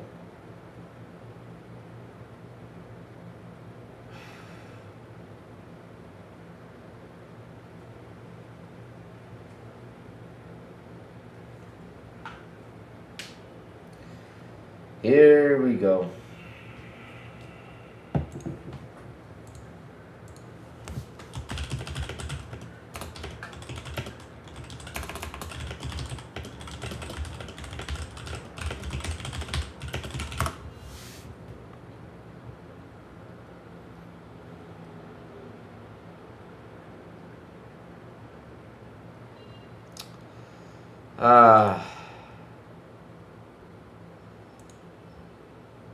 Here we go. But nobody's talking about Halo today. I have not played it though. I don't play it tonight because you know what happened to me? Xbox Gaming. I could not sit down and play it. I couldn't. Last night I came home and I just laid in bed. I took a shower, laid in bed. The only thing I could do is get up and get the show ready and then go back to bed. I fell asleep, man. I was tired. Pink Charisma with the $5 super chat. They need a cheap Marin to voice Spanish Cartman. I don't know who the heck they need though, but I'm being serious though, Pink Charisma. Cartman's voice in South Park in Spanish is horrible. Horrible. I haven't played it though, but I'm gonna play it tonight. I promise you that. So I can talk about it tomorrow. So Light says, Louis, RE9 is an all-disk and it does not need a key because it's smaller than 100 gigabytes and can be played completely if the servers go down because it's not a multiplayer game.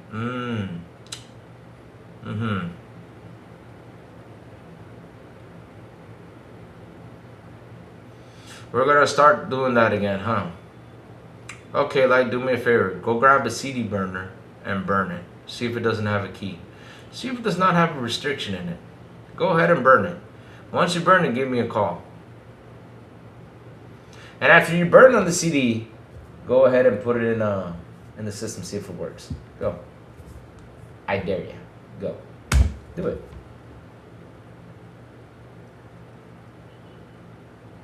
Do it.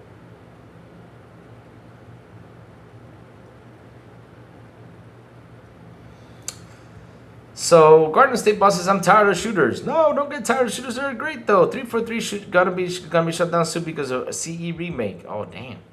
I mean, a lot of people want that though. I mean, a lot of people want 343 to go though, or they want 343 to work on something else instead of Halo though. But that's what it is now. Is it out? Yes, it is out.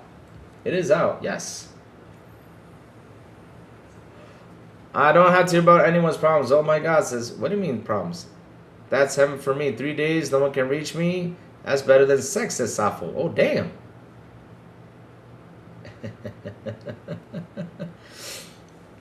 But yeah, Safo, that was me the other day, right? And I didn't mind it, though. Because, listen, thing is, people surround their lives with this shit.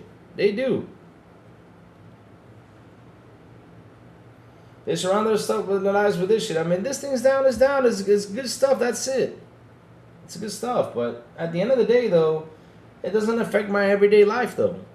You know what I did? I said, okay.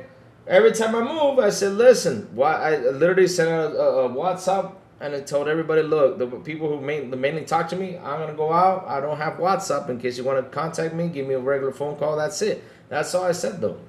Because we don't have WhatsApp. Then not only that, the regular phone was not even working either. So that was another problem, too. So I said, I'm going to move. Wait till I get home and I'll respond to the messages, though.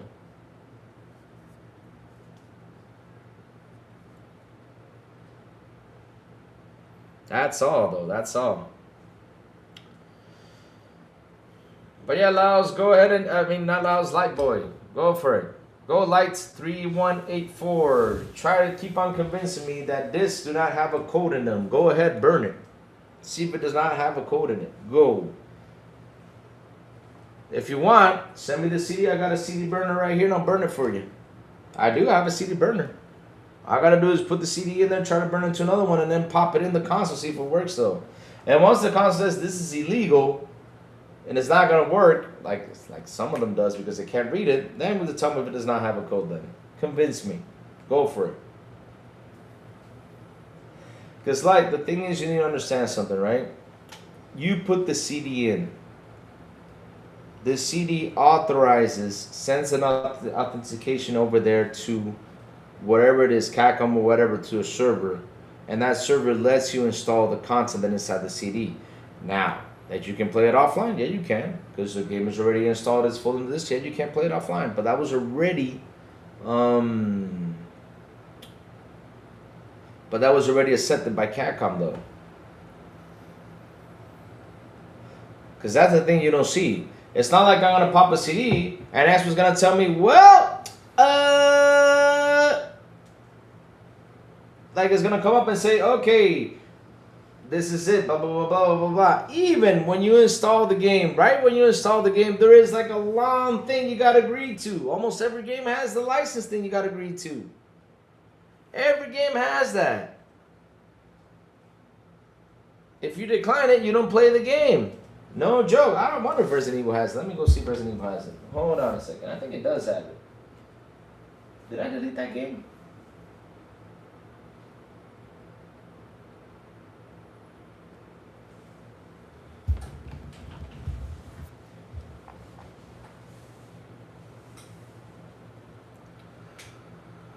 Chiclet teeth. Why do you call him Chiclet teeth? Why don't you just call him Gappy? It sounds better. Teeth from DF was trashing on an NPC character for the model Halo CD. Turns on that NPC is a fan who died. I can't. Wow, he did that? Wow. That's what I make fun of that. That's true. We are gaming. 343 does it's Halo Studios. Yep. We keep forgetting. We just keep on calling it 343 though. Don't forget the PS Blackout. I'm unplugging mine for all of August. My name is Safo. I've been on a PlayStation Blackout for 2 whole years. Speaking of that, I gotta turn it on. Thank you, Safo. I don't want to lose whatever's left in there.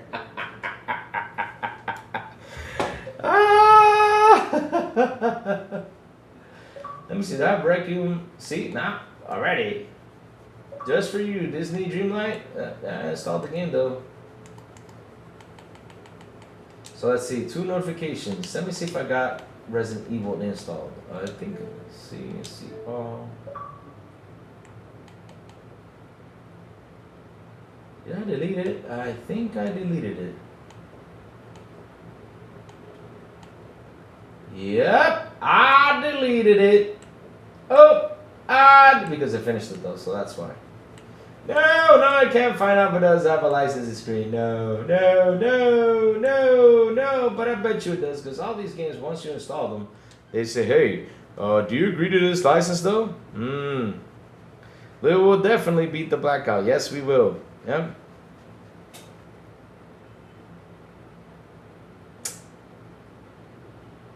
Oh my God, this guy does not understand what is a key, what is the difference between a key or this. He does not understand though. He does not read the licensing agreements, does he though? Lights. Look.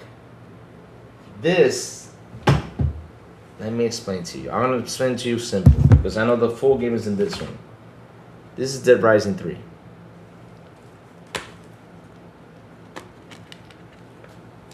The game is in there installed. It's in there. It's installed in there. But inside of here,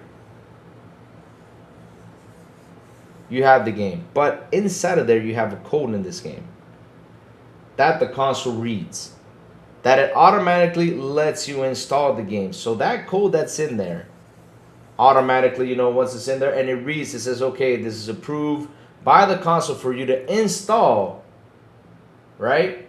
And that code is literally sent to a server. I'm not saying that I'm downloading the game from a server. I'm just telling that there's a key inside the CD that lets you to install it to the console. Now, if I go ahead and make a copy off of this CD and put it over there and another thing, and I put the CD in there, the console will literally tell you, hey, I'm not going to let you install this because I don't recognize the CD. Let me see. I think it has even I think it has like a serial number or something.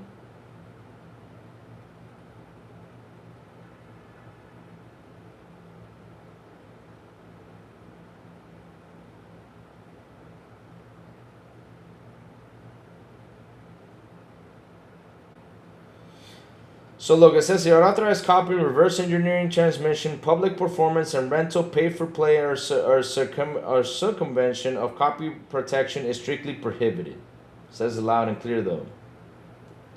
Believe it or not, that's what happens. I need to finish Iltay. Oh shoot, I need to finish Witcher 3. I still have not finished that shit. I'm taking a break because I got bored with it. But in the end, though, I'm not saying you don't have the game inside of this because the game is in there. It's in here, buddy. It's in here. Resident Evil 9 has it in there too. But the problem is it has a code in the CD that if that code is not recognized by the console and by a server, you can't install it.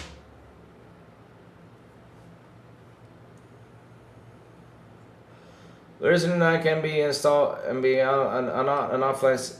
Can be installed offline in Series X. You can install it offline though. You can do that, but at the end though, it's gonna tell you to probably go online or not. Probably so. I haven't done it, but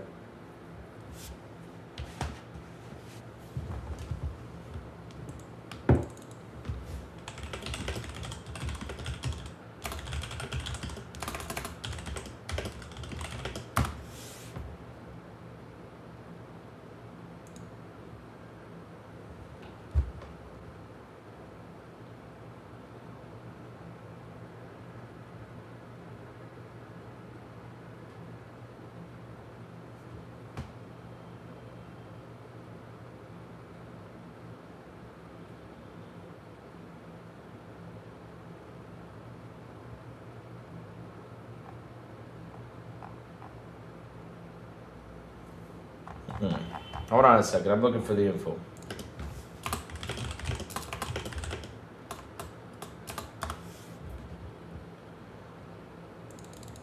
Let me see.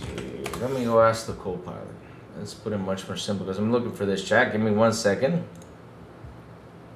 Give me 1 second. 1 second. 1 second. 1 second. Let's co-pilot at. Oh, I think I closed it though. Co-pilots.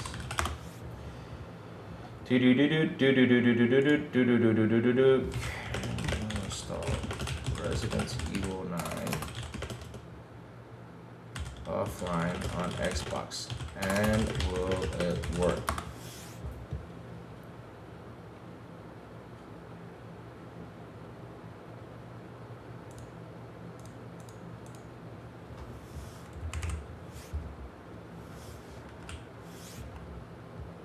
Shoot, it froze. Okay, 1 second. I'm getting close to your answer though.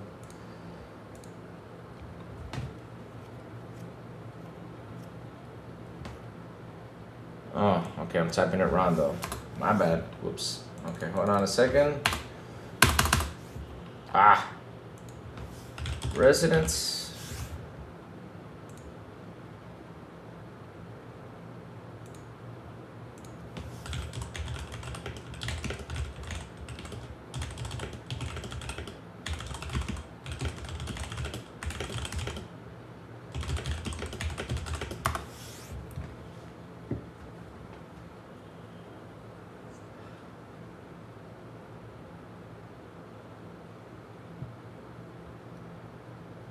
You're not gonna like me for this, but here's your answer, because you know you keep on trying to bring this argument towards me, but here you go.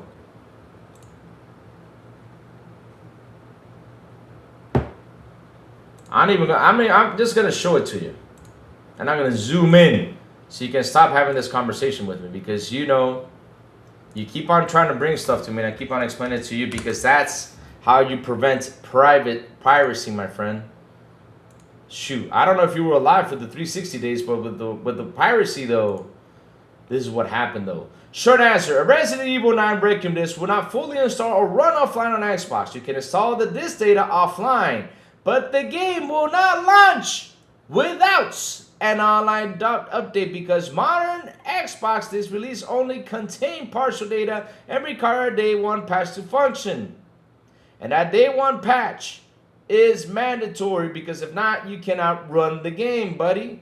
It's a code.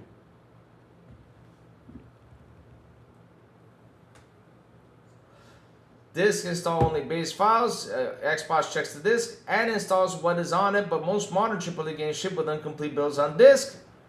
Mandatory updates. Xbox often requires downloading updates before the game can launch, supporting documentation. Look, confirms that the disk game is made prompt for updates before you can play. That's why they did that. That's why they put that protection on there, because if you remember the 360 days, if you remember, they had that problem. And so that's why the Xbox One came out with that situation. Same thing with the PlayStation. That is a way to protect the user from stop doing this pirating thing that they did with the disc. Just to let you know.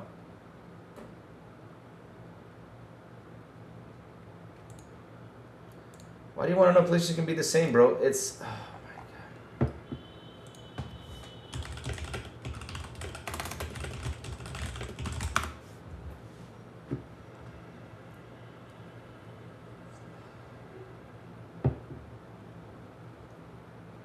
You ready for this? It literally says here, yes, the same rule applies on PlayStation.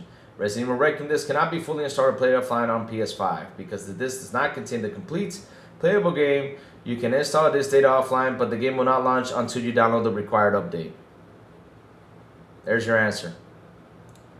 And look, what I mean is that even though the game is, you know, the game is there, but you got to understand it needs to be approved with the licensing.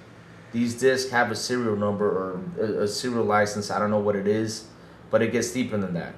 That's why you cannot pirate it anymore like we used to back in the day, my friend. That's the whole problem. Because the problem was piracy, though. Social distrust. As a serum is removed from Helix, it went from a must-buy to a no-buy. I'm not saying it was removed, but there's a conversation about it, though. I remember back in the day, you could rip PlayStation games and play them on Dreamcast. I think people still do it. Yep, that's the thing, though. The game files are too big to fit on this. Even though the whole file is in there 30 below, because the whole file is in there. But the thing is, it will force you to go online before you can launch the game, because it needs to be approved that it's actually the game. It's got a barcode on it, probably, that sends it out there, put in simpler terms, that says, okay, you actually bought a copy of this game.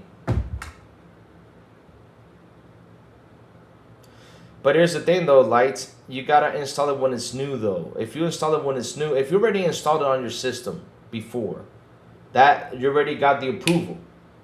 You already got the approval on it, on that system. It's already been approved. But if you install it without being approved, though, it's not gonna work, though. Because that's the way to prevent piracy. Because, Light, the biggest problem back in the day, especially this. Look, I'll tell you this much, right? I'll tell you this much. I'll show you this. Dreamcast. Here's the Dreamcast. Let me teach you a little lesson with Dreamcast. Dreamcast, I have an original disc right here.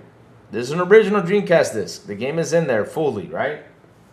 Dreamcast back in the day, you know what you used to do? You used to put a boot disc in there. It wasn't, you didn't have to chip it.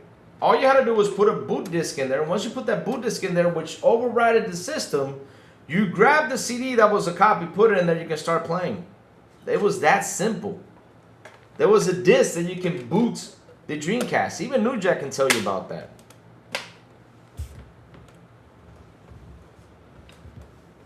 That's how it was on Dreamcast back in the day. PS2, you put a chip in there, and you can literally run disc. It wasn't even the same color as the PS disc. You can literally just download the disc and that's it, because people used to break those discs. Oh, I have a sports edition of the Dreamcast. Nice, nice.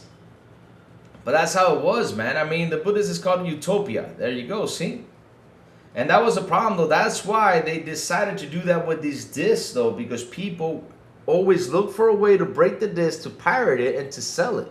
And so these guys said, well, I mean, there was always a way to break them. Okay, then listen, you got to prove it online before, you know, before you can actually, you know, what's it called? Play the game. They got to be, you know, fucking A. I mean, I bet you that if I grab one of my 360 copies from back in the day, I got to have one somewhere. If I buy my 360 copies and pop it in my console, it's going to say we cannot read the disc anymore. It's going to say it, though. Or they say this disc will not work on this console. Or they will probably ban me for popping in. I don't want to risk it, though, because I don't want to be banned, though. But yes, they'll probably ban me, though.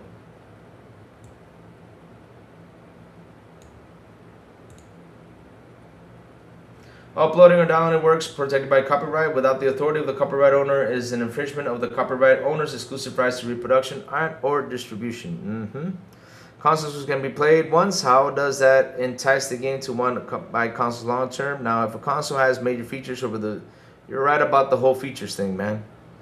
We need to have more features. Like I said, a cool feature would be for the Helix is to have a way to sell your digital content. That's going to attract a lot of people over there. I mean, hell, that would be the most genius move if they can come up with that. If you can sell your digital content, oh fucking hey, I'll be happy as hell. I'll be like, yes! Now I can sell my leftover games like why So Serious said. He dissed my games. Louis, I heard Dead Space well optimized. Yes, it is. I can tell you that because I played it and it looks really good, my friend. Go ahead and play it. No joke.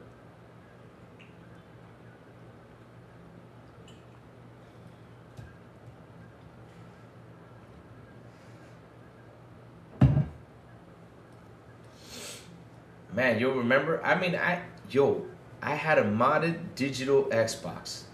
No joke. Because, you know, you had the hard drive in there. So I had a modded digital Xbox, and I had, like, all the games from Xbox. I'm not kidding you. All the games from Xbox. It was fucking GL, man. Back in the day, the modding. Yep, that's how it was.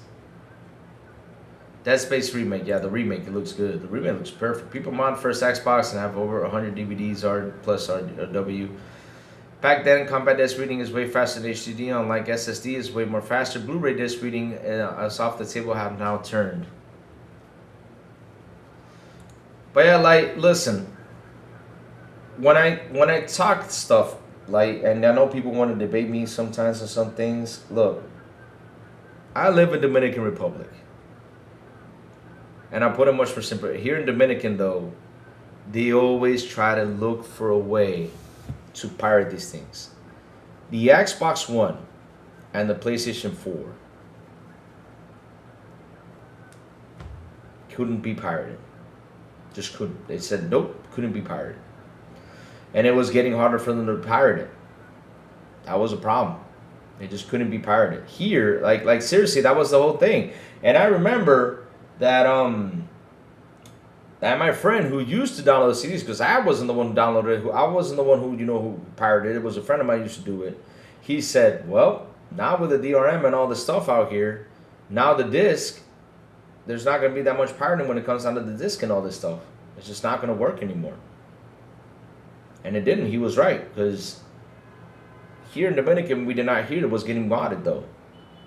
And they explained it to me. They said now the disc, you know, they gotta be authorized before you can play the game. Blah blah blah. That's the thing that, you know, he told me about, and I was like, whoa, you know, I did not know this. And he explained it to me why it wasn't gonna be modded. Yeah, but Nujat, you can mod it now, but back in the day it couldn't be modded. That wasn't easy though. Now it's modded because people figured it out though. Wii and Wii U, oh, those were easy though. Nintendo keeps on giving you modded though. There's a modded PS5 also. Yep, they figured it out. They figured it out though. But back in the day though, it was easy. It was much more easier though. Oof. Like back in the day, the box was there, and in a month, it was already modded out.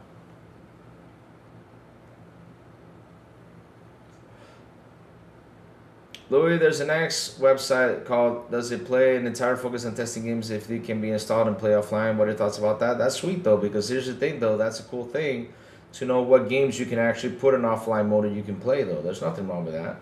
But the thing is that the disc though itself, you need to understand these discs now, they need to, in order for you to play it offline, they got to send in a notification to the server for you to launch it. Or, as they say, because here's where they get you though, this is the part where it gets you, they say, okay, install the game, but hey, we got to give you an online patch, right, in order for you to run the game. But in that online patch right there is when the CD gets the authorization in order for it to play.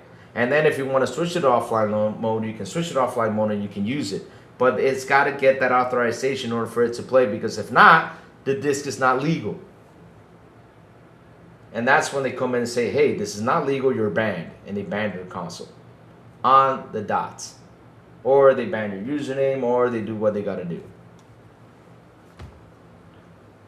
Because, ooh, I'll tell you, listen.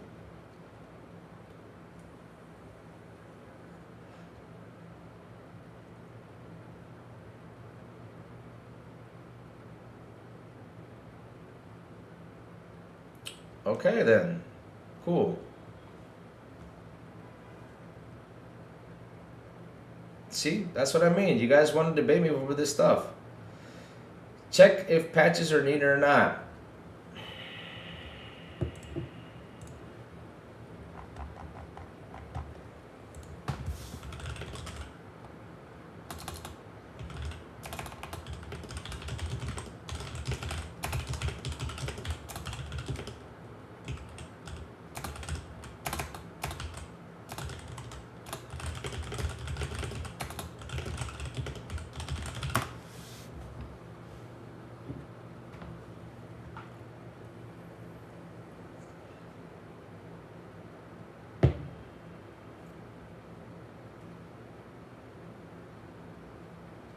You ready for this?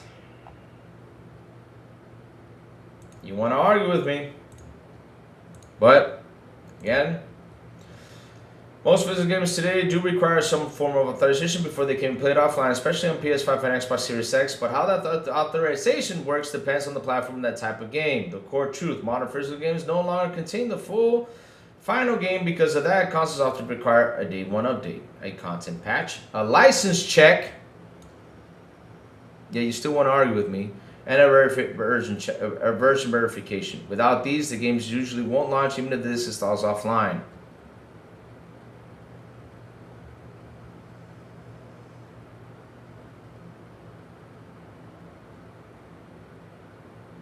There it is.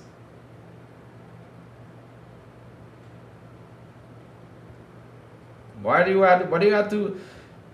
Look, man, I don't understand why you're trying to debate me with this. But look,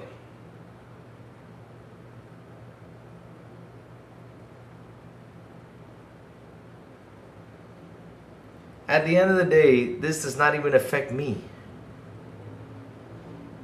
because I basically do not have physical disc. I buy digital. That's what I do. It doesn't affect me though. I don't want to argue saying the side and X, but I'm telling you this. I'm telling you what happened though. This is how I know about this, because again, I live in a country where people love to do things to the right though. They don't go to the left, they go to the right. If the Series X was a pirate console, over here would have been the #1 console. I'm not kidding you. Whoo! Everybody would have bought a Series X because of that.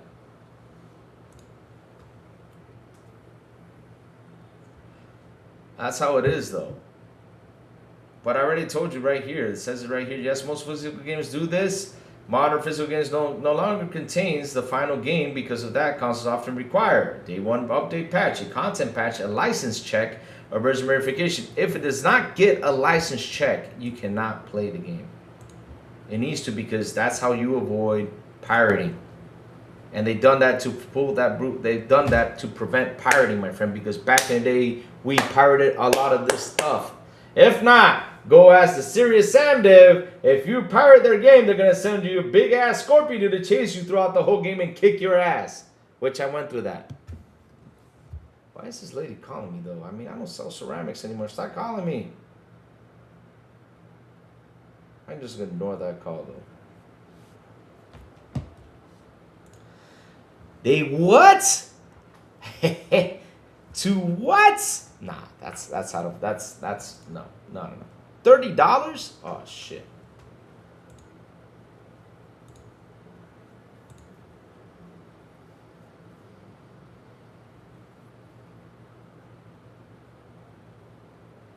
Case closed. Yep, case closed. Thank you for that, China Gamer. So what else is chat saying?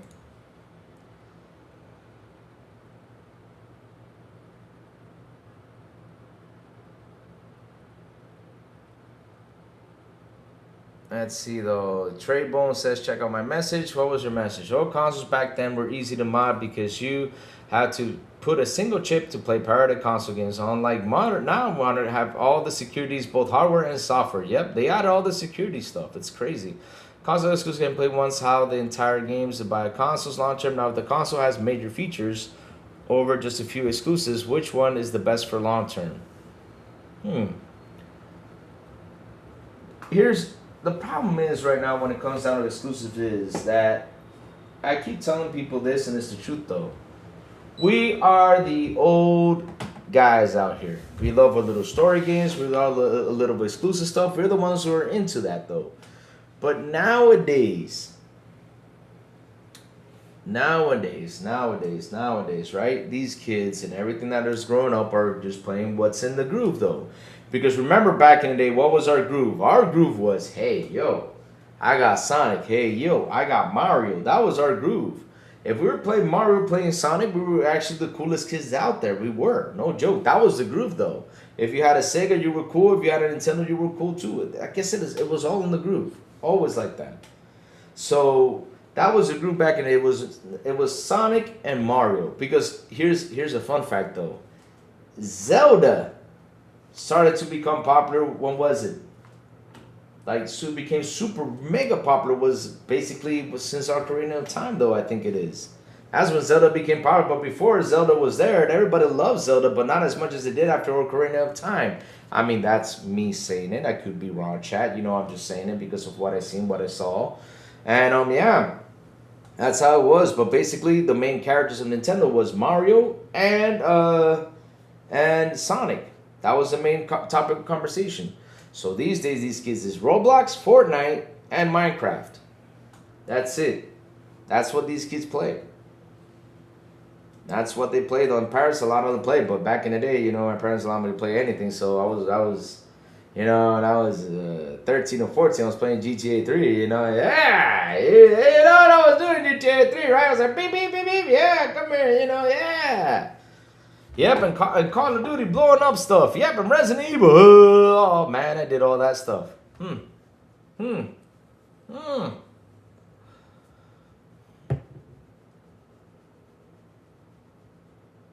You're going to cover Double Fine? Yes, I'm going to cover Double Fine real quick because I got to start heading out, though. So what is this? Oh, I don't have to read this because I already read it earlier. So that one I don't have to cover, though. But yes, my Xbox at demo runs all PS2 games. There you go. Ceramics, no wonder Louis loved Kiln. Look, I like Kiln. It was a fun game. It was a fun game. But was it going to be a mass hitter? Nah, it was not going to be a mass hitter. No way. I mean, it was a fun little running around, beating each other up with stuff like that. Just like, what's this game called? That I love, Party Animals, though. Is it Party Animals? I love Party Animals. That's a game that's so fun and cool. It's amazing. Party Animals is one of those amazing games out there. The reason Xbox can't run PS3 or Wii U on PS5 EMU is because of RAM limit. Oh, okay.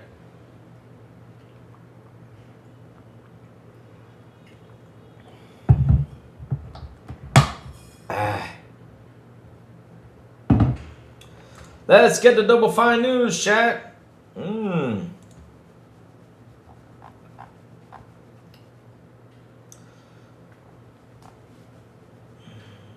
Uh-oh. Jared Leto's in trouble. Let's not cover that, though. Let's keep going. So let's see, though.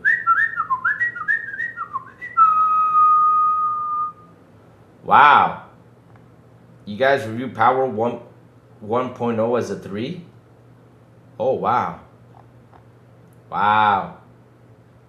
Let's see. Crazy Louie will lose mind to go to Naked Beach.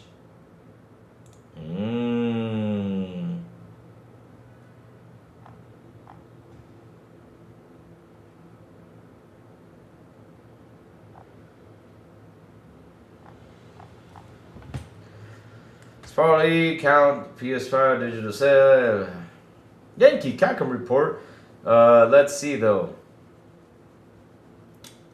So Capcom, this will also count DLC's Yankee reports. Report 93.3% of the game's sales are digital. PC digital units, of course, because you can buy stuff on PC digitally, is 60.4% of the sales. Console digital units make up for 32.9% of the sales. Yikes! Physical units make up for 6.7% sales. Wow. Yeah, they're arguing about physical when 60% of the sales were fucking on PC digital. Shoot. Let's go find the Double Fine news because Double Fine laid off some workers though. I'll say this again, Double Fine, good luck to y'all. Good luck to you all. Where is that news though? Trying to find it though, shoot, because I know that came out yesterday.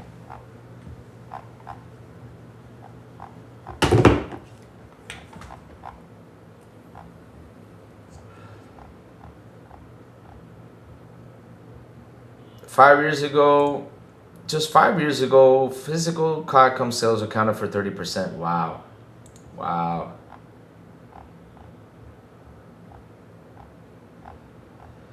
That's crazy.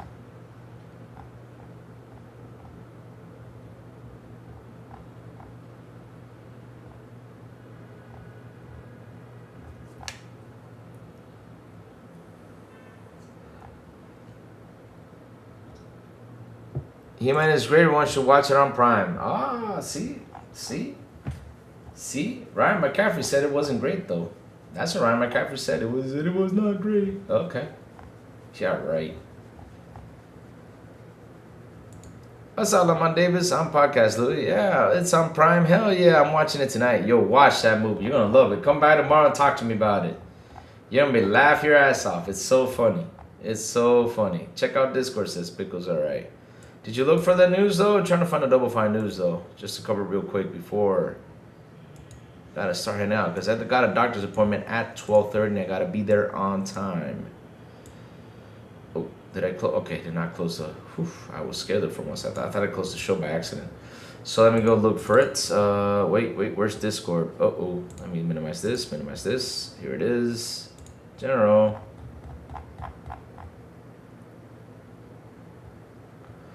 Oh, so on the PlayStation Store, Halo is behind Fortnite. Sweet.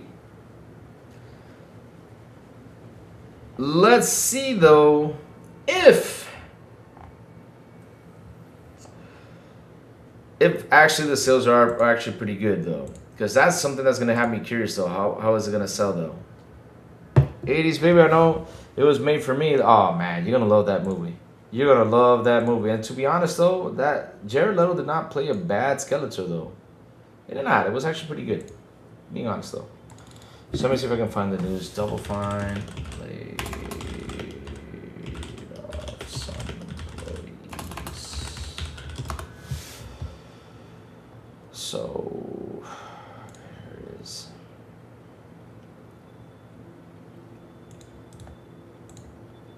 Let's cover this sucker.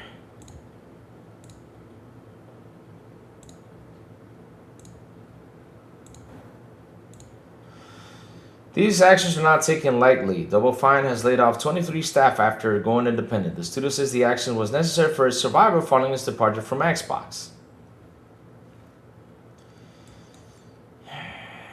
How about Double Fine? I got something to say though, and I'm gonna say this. Why don't you go ahead and do the most pitchable idea out there right now, since you're out there alone? Go for it. I dare you. Double Fine has announced that it has laid off 23 members of its staff. The studio, founded by 2000 by former LucasArts veteran Tim Schafer, was acquired by Microsoft in 2019. Developer Rad, Psychonauts 2, Keeper, and Kiln after that. Following the news, last month, X was planning to cut thousands of jobs as part of what CEO Ashish Sharma called the most significant restructuring in Xbox history. However, a number of Microsoft-owned studios faced closure. Some of these studios started negotiating with Xbox to go independent in an attempt to avoid closure, and Double Fine was successful in these negotiations, along with South of Midnight studio Compulsion Games. As an independent studio, however, Double Fine has found itself having to cut costs to remain on a going concern, which it says has led to layoffs. Today, Double Fine Productions let go 23 members of our staff, Schafer said in the statement posted on Blue Sky. As a small, tightly knit team, these actions are not taken lightly. Only the survivor studio would ever make us consider such a painful action. Our transaction to become an independent company also means becoming size that we can sustain. The people we are losing were all really important. This all made impact on our games and culture, and they will be missed. We are committed to supporting each affected person as best as we can, and we thank them for the hard work and commitment of the creative spirit we cherish here at Double Fine. So who are they going to blame, though, for this?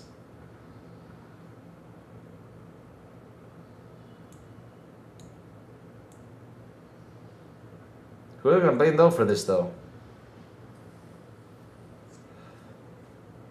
So, Digital Foundry, meaning that they were overstaffed and unsustainable. Oh, so definitely admitting. Oh, so definitely, I thought it was Digital Foundry. Sorry about that.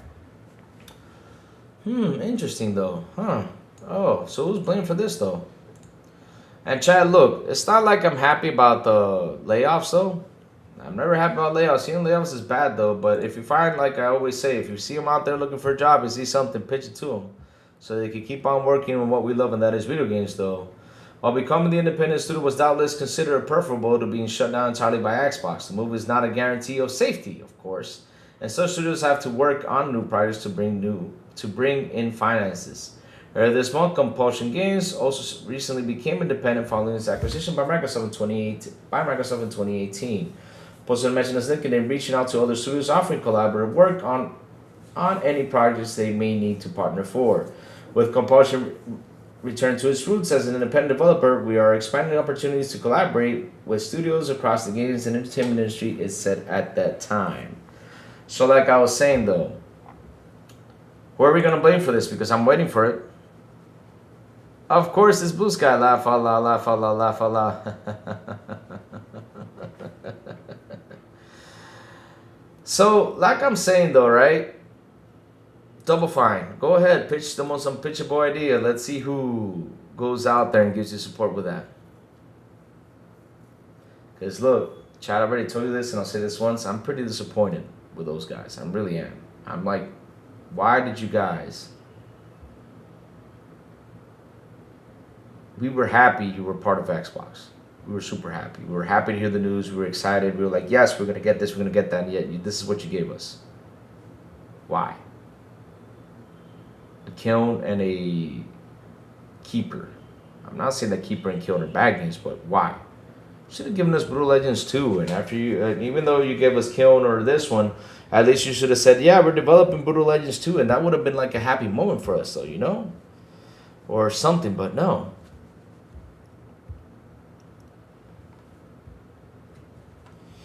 This is what happens, though. And so now you're looking for support. Now you're looking for a lot of stuff now. Let's see how you guys do. Because, listen, you had a big backing back there for you guys to do it. I mean, the ones who are really taking advantage of that and doing a great job is Obsidian at this very moment. Obsidian is really taking advantage of that. Because Obsidian, with everything that went down, Obsidian was the one that pumped up a lot of content out there. I mean, shit. 6 games in 7 years.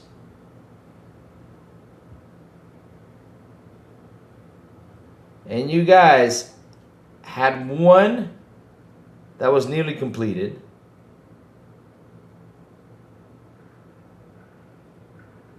And then you gave us these 2.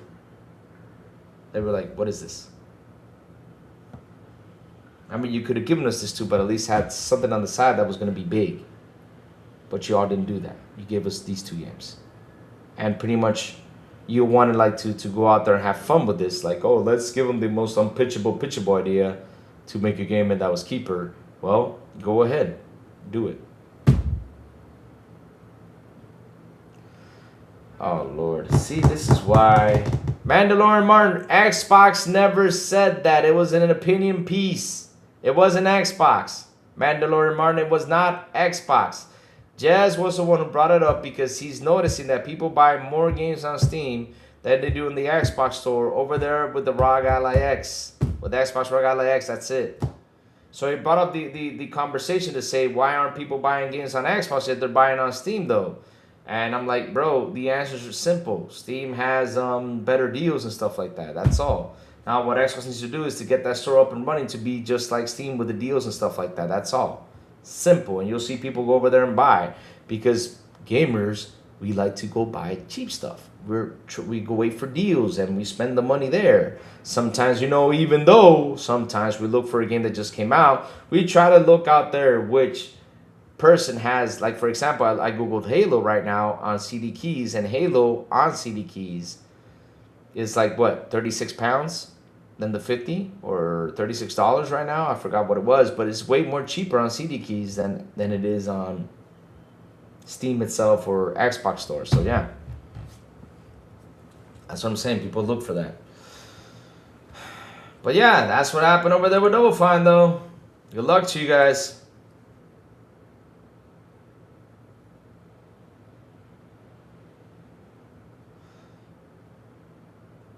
Crazy Louis, if it was you, what you do with the... What do you mean by that? Don't understand your question, my friend. They made more games than Sony this whole generation. Yep, they did. They did. I mean, those guys are really taking advantage of that, what's it called? Of that,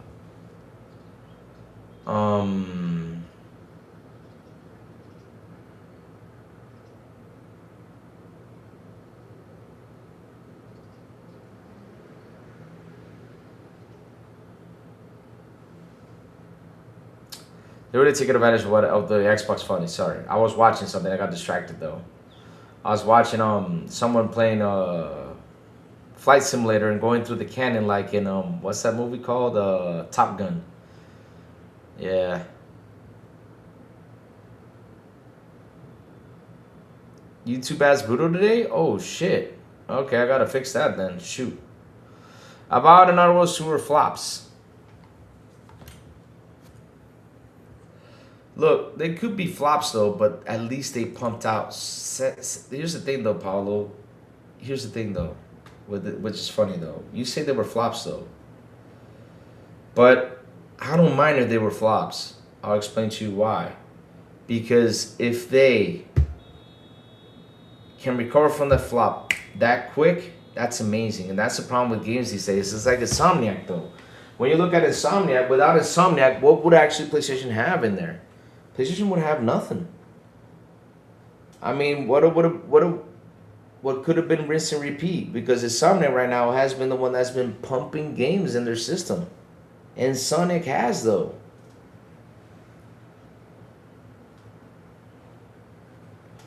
Yeah, but they recovered that money quick because here's the funny part, Paulo. Avowed and Outer Worlds could have failed. But Grounded 2, and Outer Worlds 1 really brought in the money. So it's 3 out of 3 right there. I'm not kidding you though. So check this out. Pentiment came out. They brought up Pentiment, but Pentiment is a small game. They probably got their money back on Pentiment, but it wasn't really that much technical depth inside of Pentiment. So let's say Pentiment was successful or not. Who cares though? So they brought out Pentiment, they brought out Avowed, and they brought out Outer Worlds 2, which did not do good. But Outer Worlds 1, Grounded 1, and Grounded 2. Whew, man. Whew. 3 out of 3, that's amazing though. And not only that, in 7 years though, it's not like they brought in Outer Worlds and right now they just brought in Avowed. You know what I mean? No. Those guys are working fast, pumping in content. They don't stop though. Didn't Mark Hamill go to Blue Sky and he was in SJW for the... I don't know. Good question though.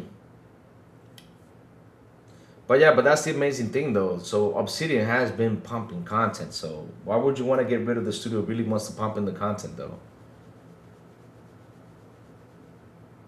It doesn't matter if they did or not, Paulo. But at the end of the day though, it brought in the money.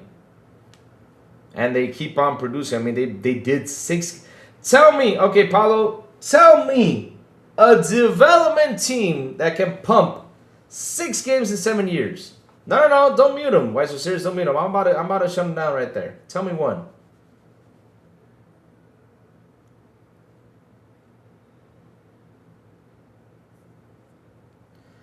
Would you sell Halo to another company and focus? No, I would not sell Halo. What I would do is I will put Halo on standby for a while. And yeah. I was about to get him though, because he was in here trying to argue with me. I was about to get him, but yeah, you muted him though. How long did you mute him for? Why so serious? Because I really want to know his answer though. Man.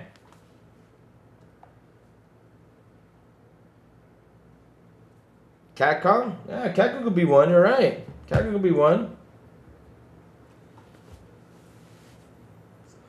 Capcom could be one. That's true though. But I was waiting for him to tell me which one inside of his all these studios that we have in there. But yeah, Capcom could be one. Let's see how many games Capcom released in time span of these years though. How many games did Capcom release between 2020 to... Oh, let's use Copilot. That's why I have Copilot. Let's ask it. Yeah, Copilot's much more easier. So let's go back. Okay, how many games did Capcom release between 2020 and 2026? To 2026. Let's see how many games Capcom has released though.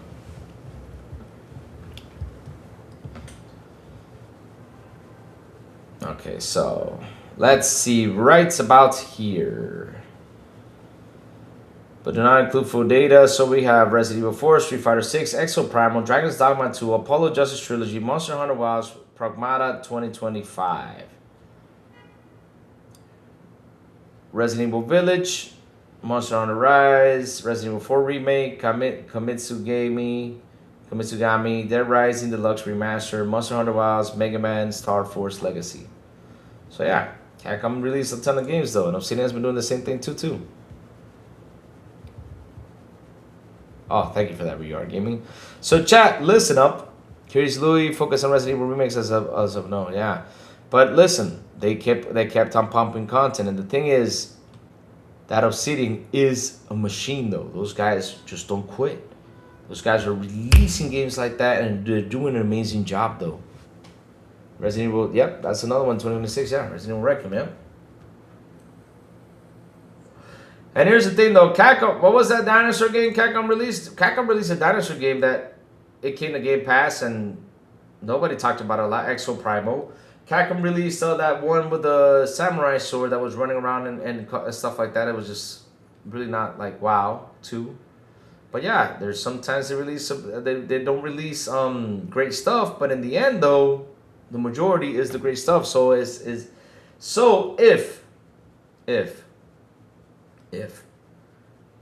Obsidian made 3 out of 3 and in 7 years, shit. Now if they made 6 out of 6 bad, then that studio needs to go away. But 3 out of 3 is actually not a bad percentage. In 7 years, holy shit, that's a good studio.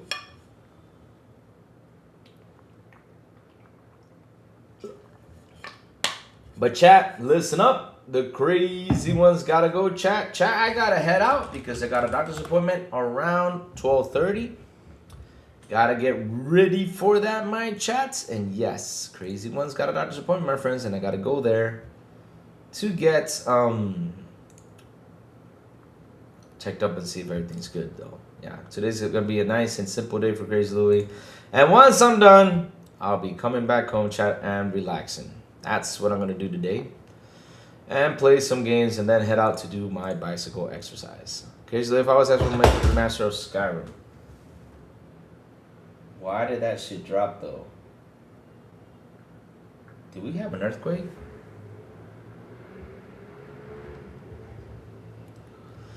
Louis got a date with his doctor. Well, I mean, yeah, I'm visiting. Yeah, chat. Yeah, visiting chat. Chat.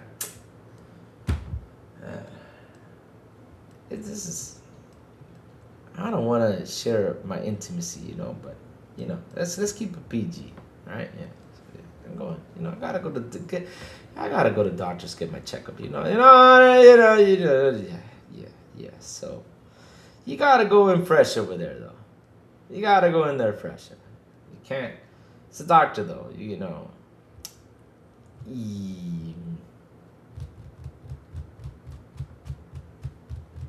I'm not answering that question. I take the fifth. Is that's how you say it? Take it. I implement the fifth. Is it? How do you say that? Am I saying it the right way though?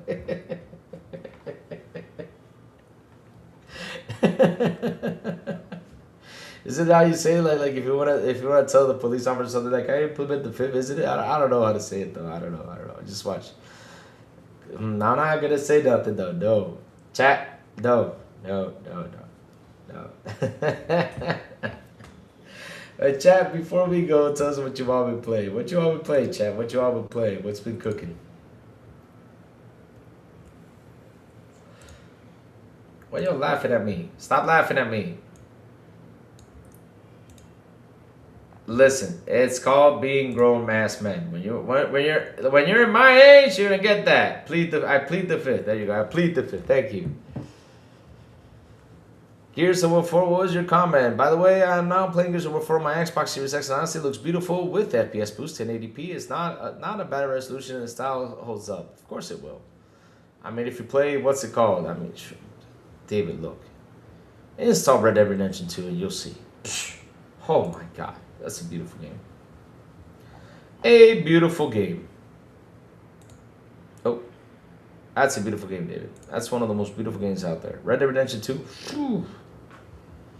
No Halo. I gotta see if I can play Halo today once I get home. Once I'm done with the doctor, once I gotta go pick up a package I got here, I'm gonna play that. Currently playing Cultic. Nice. Oh shit! I gotta go to the bank and get some cash out because I gotta pay the parking lot. Fucking A, I hate that. Both hands on their shoulders. And then no.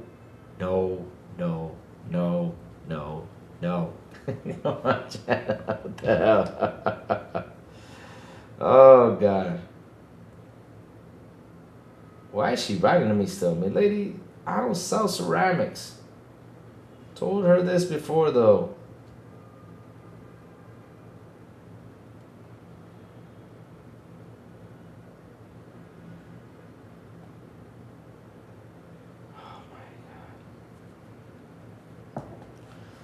Is Tim Dog? No, he's not my doctor. No, Tim Dog is not my doctor. No. Chad, are you gonna pick on me before I head out that I'm gonna get my check? There's nothing wrong with getting a check, guys. That's a check if I don't have nothing in there. Okay, y'all are making me talk now. Okay, yes, I'm gonna get the thumb. All right, yes, I'm gonna get that checked out. Yes. So chat, look, it's part of growing up. I got some blood work in, everything is fine too.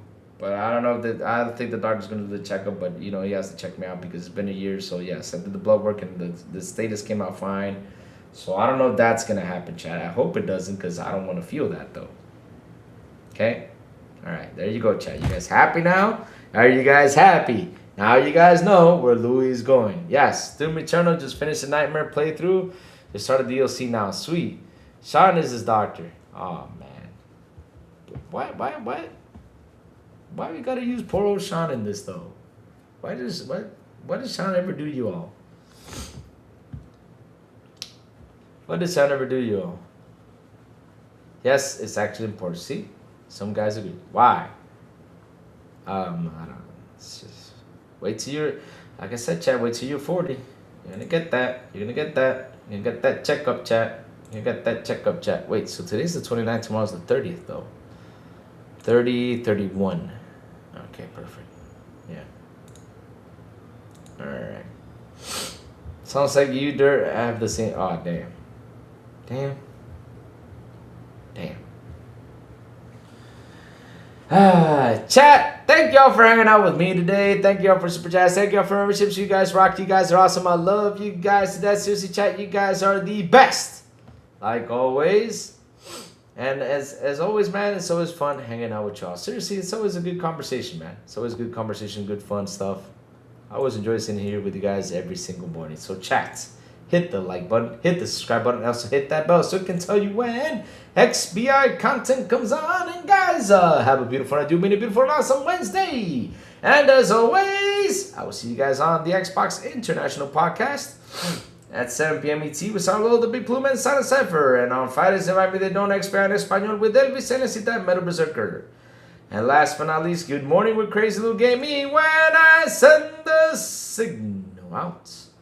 Over there on Discord, Blue Sky, Twitter X, and YouTube. And that's why you gotta hit that bell so you can know when the crazy one comes on top of what's happening in the gaming news world. Chats, have a beautiful day, and I will see you guys tomorrow morning on Good Morning with Crazy Little Gaming. Bye, y'all. Have an awesome one.